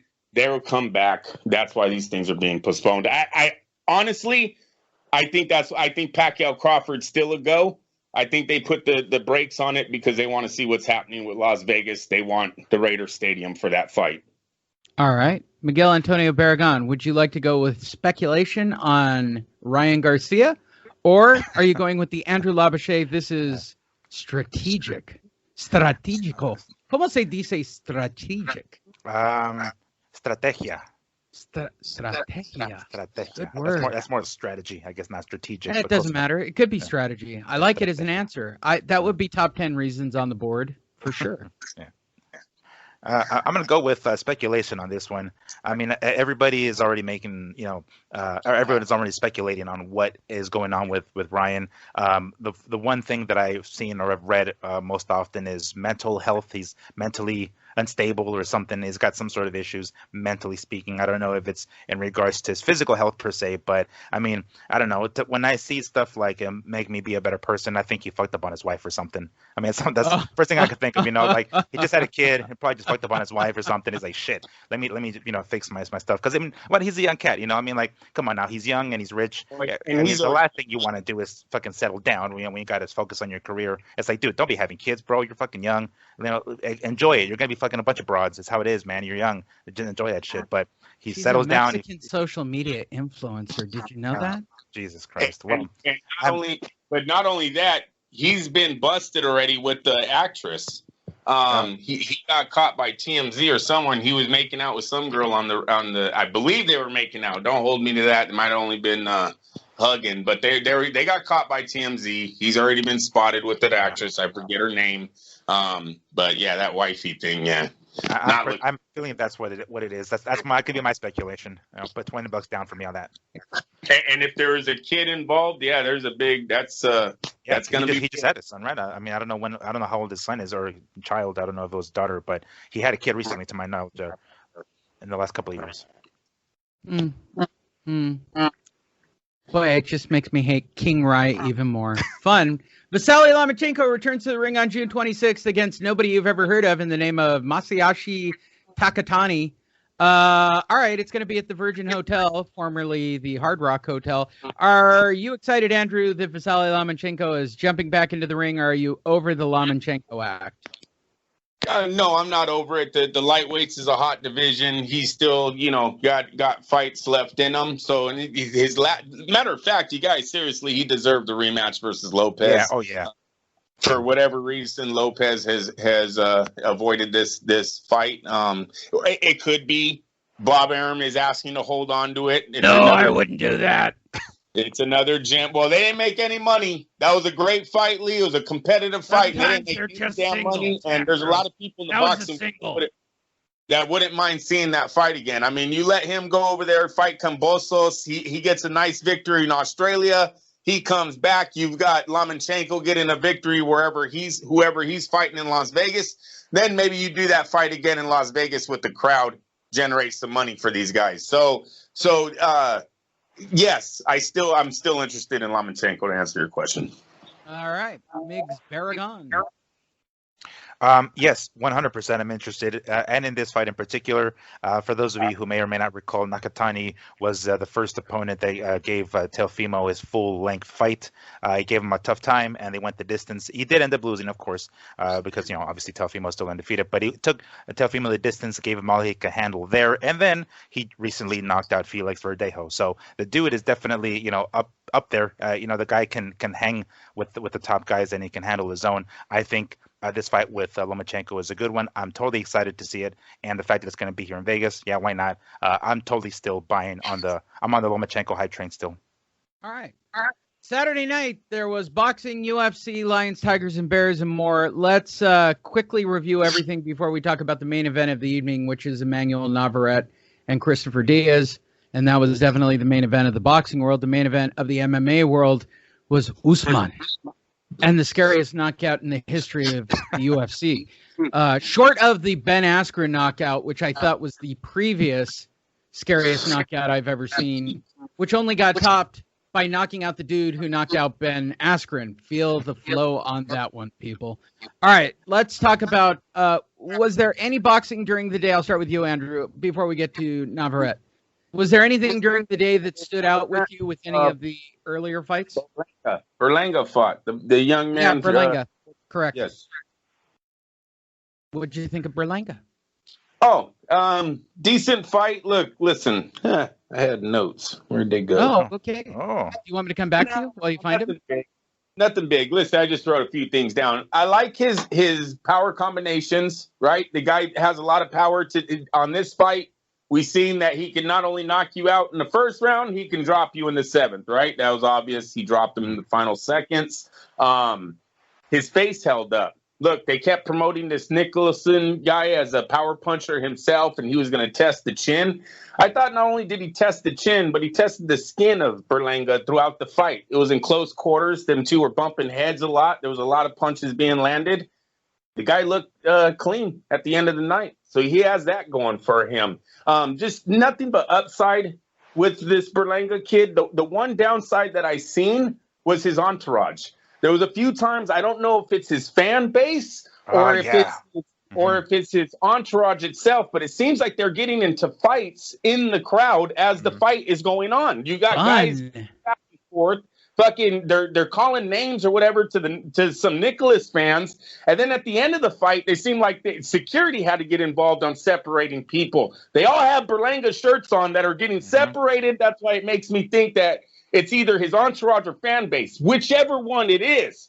He's got to tone that down. He's got to speak to his fans and he's got to speak to his entourage that this shit can't happen. They're about to all make millions. He's about to make millions of dollars, which that is going to funnel down to them, correct? That is going to go down to everyone's going to be eating better. Why are you trying to ruin it for this kid? So that was the only downside I had to the fight. As far as him in the ring, he looks outstanding. He's a prospect. He's part of the future of boxing. Miguel Antonio Barragan, Berlanga, or any of the other fights? Well, I think there was some fights on DAZN, but I missed them. I woke up a little late. So, but in regards to the Berlanga fight, he had an opponent in front of him. An opponent who wasn't just going to lay down for him.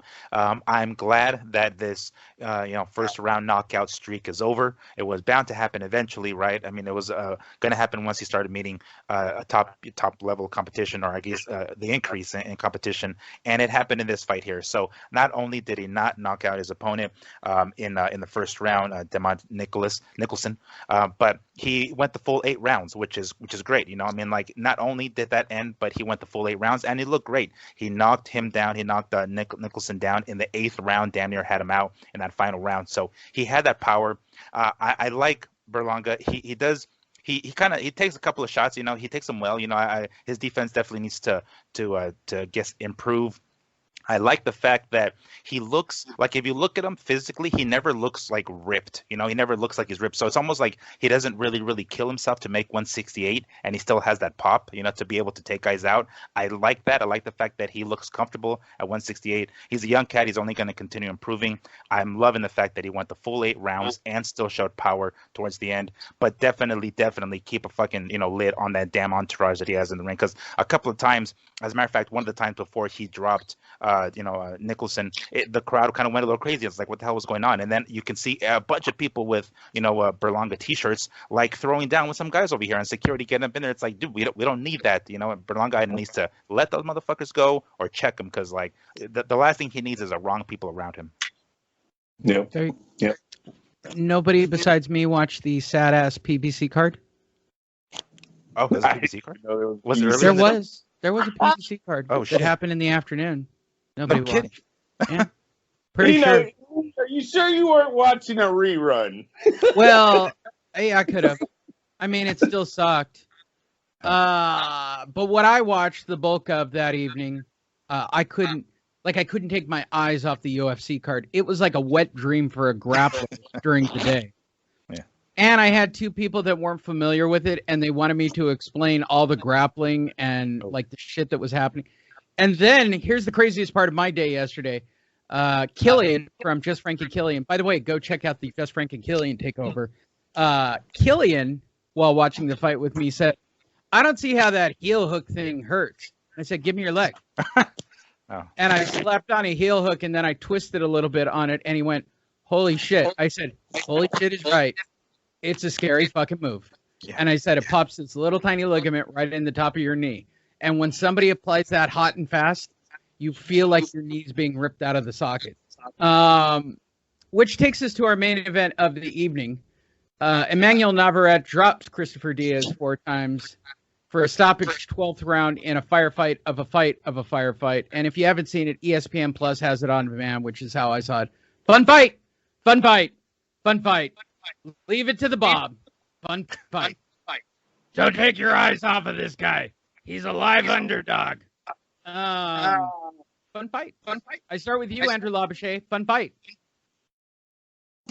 Yes, fun fight. Look, I tell you what I had a problem with is I couldn't see the fight. It was breaking up a lot for me. I don't know why the main event did that. What I did see, Navarrete is the same fighter over and over again. Yes. Look, pressure. Decent power, lacks defense, exciting to watch. I don't know how far he's going to go, though, once they start putting him in with the best, because of the lack of defense that he shows. And just he's very unorthodox, right? He's all over the place. It seems like anybody with good defense and a jab is going to be able to control him. It hasn't been proven yet. But that's it. When I watch him fight, that's it. It's just so unorthodox. I kind of get distracted about how ugly his fighting looks more than what's going on in the ring. So we'll see what happens when they pick him up. I know they're talking about 130 now, the division. They were talking about that last night. We'll see. Here's my question, Andrew. Do you have, when Junior's watching that, do you look at him and go, "Don't fucking do that"? Yes, no, I say, and sometimes I don't even have, if he's not watching, I won't say, "Hey, check this out." I will say, you want to know what's funny about the Berlanga fight? This was Junior. This is on, I actually put that in my notes. This was Junior's comment after the fight. "Why are they reading the scorecards, Dad? We already know who won." I said, "I know, but they have to anyways. It's just, that's how they end the fight." It's a technicality. Yeah. Miguel Antonio Barragan, the fun fight of boxing for Saturday. What'd you think? Well, I had to watch it a second time because like it was during the UFC card, and I had more of my attention on the UFC card. I didn't even try because the UFC was just so. It was the most mind-boggling UFC card in the history of UFC cards, and I have watched live, and I have covered it since 2006 actually as well. This was possibly the most mind-blowing UFC card ever put together, ever. Yeah, they tried. I mean, they tried to go all out. You know, it was the first UFC card with crowd. You know, in Jacksonville, Florida. So I think they kind of really did what they could to stack the card and get people to buy in. So understandably, so that was the UFC card, and that had the majority of my attention. But I did end up watching the Navarrete fight afterwards and Diaz. It was it was a fun fight. Yeah, there was a couple of things. Number one, they mentioned it during the fight. Navarrete had like a knee brace or something, some sort of knee sleeve on his left knee. And it appeared as though I think they mentioned that there was a rumor that he was having troubles with his knee during training camp.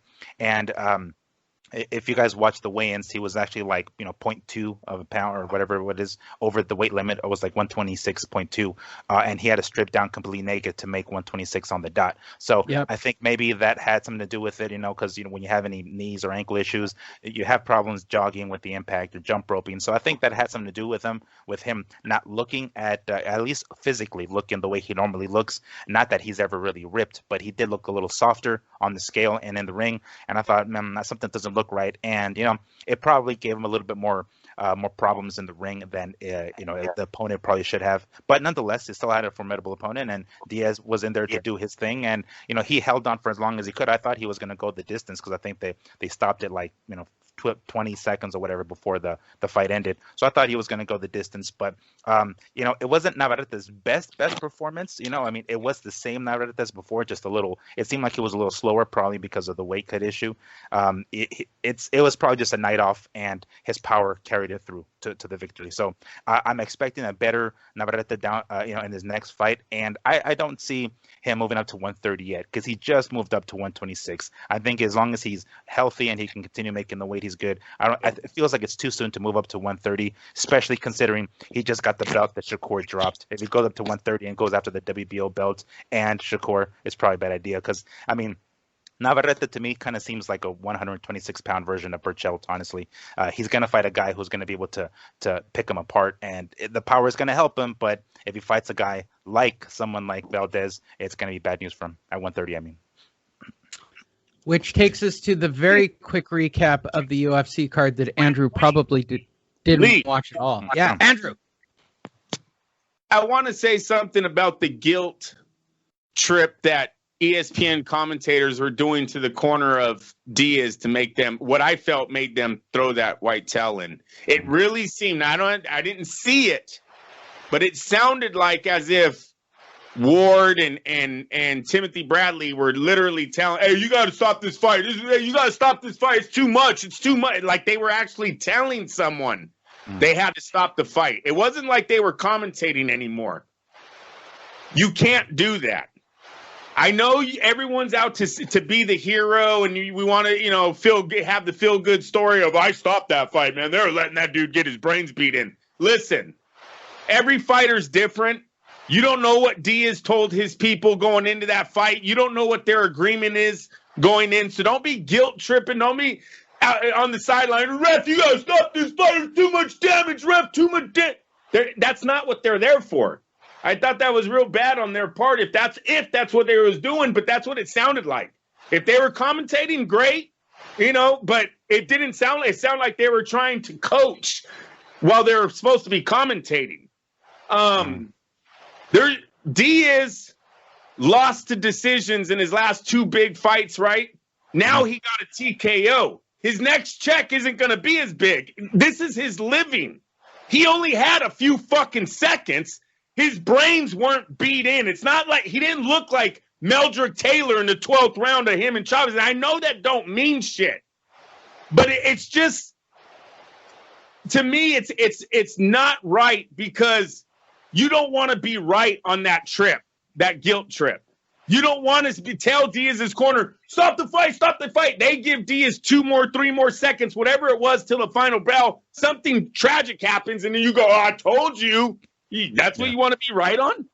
Why don't you let the fighter in their fucking corner decide when they're going to stop the fight is all I got to say. You stay out of it. Because that fighter might have told his people, it's the only way my fucking kids eat. You don't stop it unless I'm fucking out of there on a stretcher. It's the only way I eat.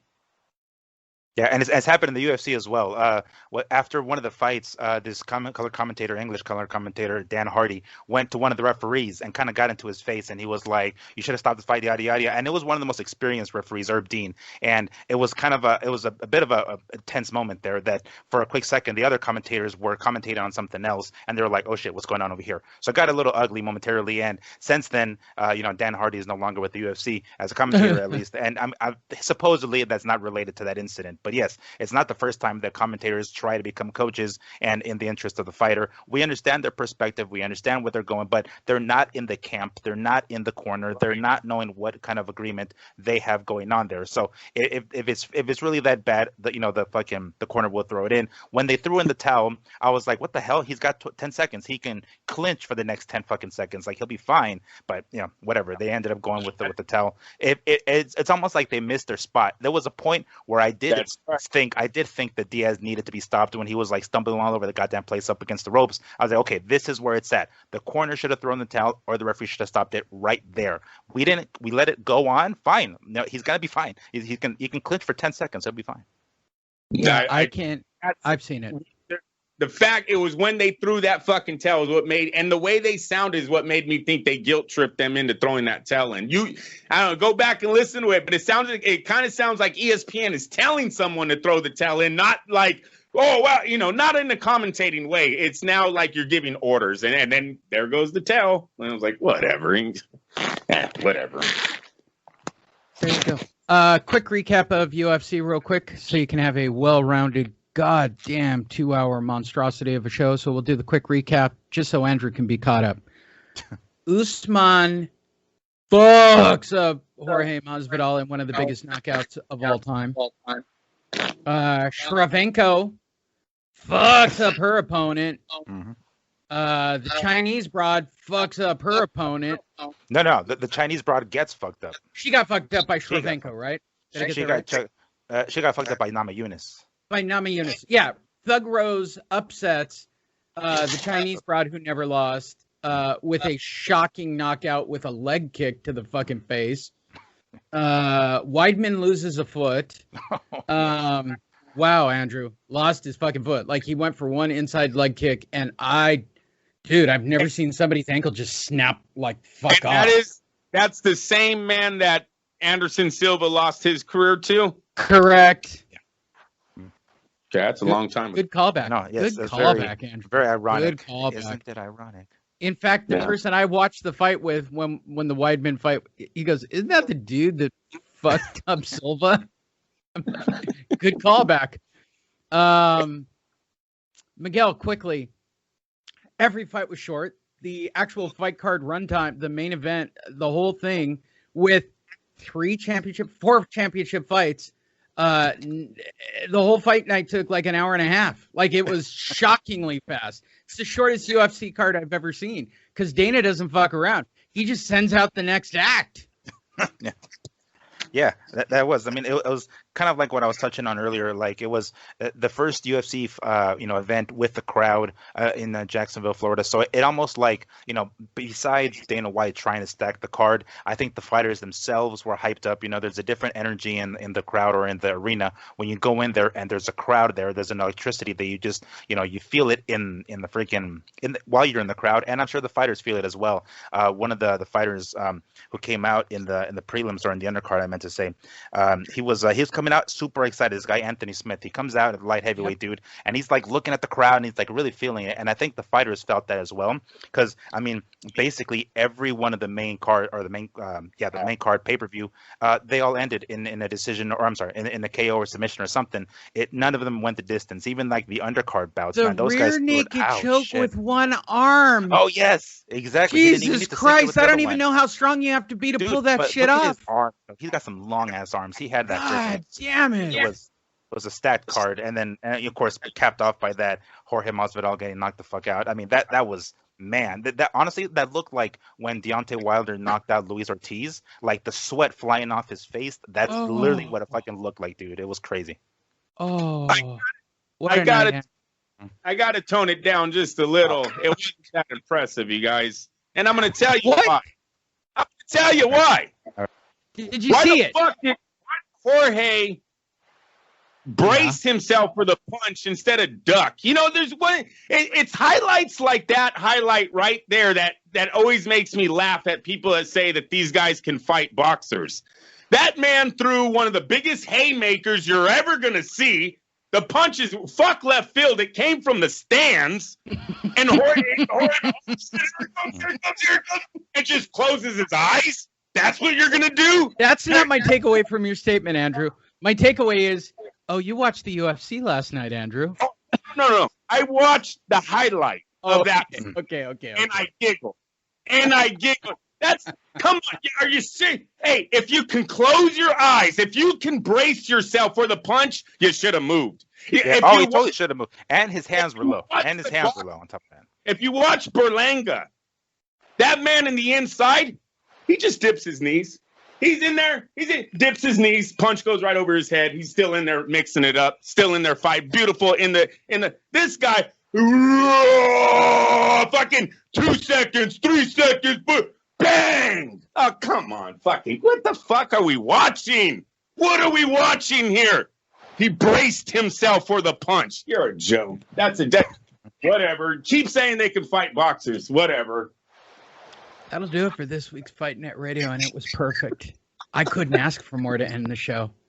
In fact, I think I got a little bit of a chubby from that one, Andrew. Thank you. Go visit @fight.net.radio and check out the takeovers that happened this week. Just Frank and Killian took over and did basically news stories that would never be covered on this particular channel. And it's entitled Jesus Died from AIDS. And then there's the Fight Fiend Migs takeover on Thursday, which is entitled, let me see if I got it right.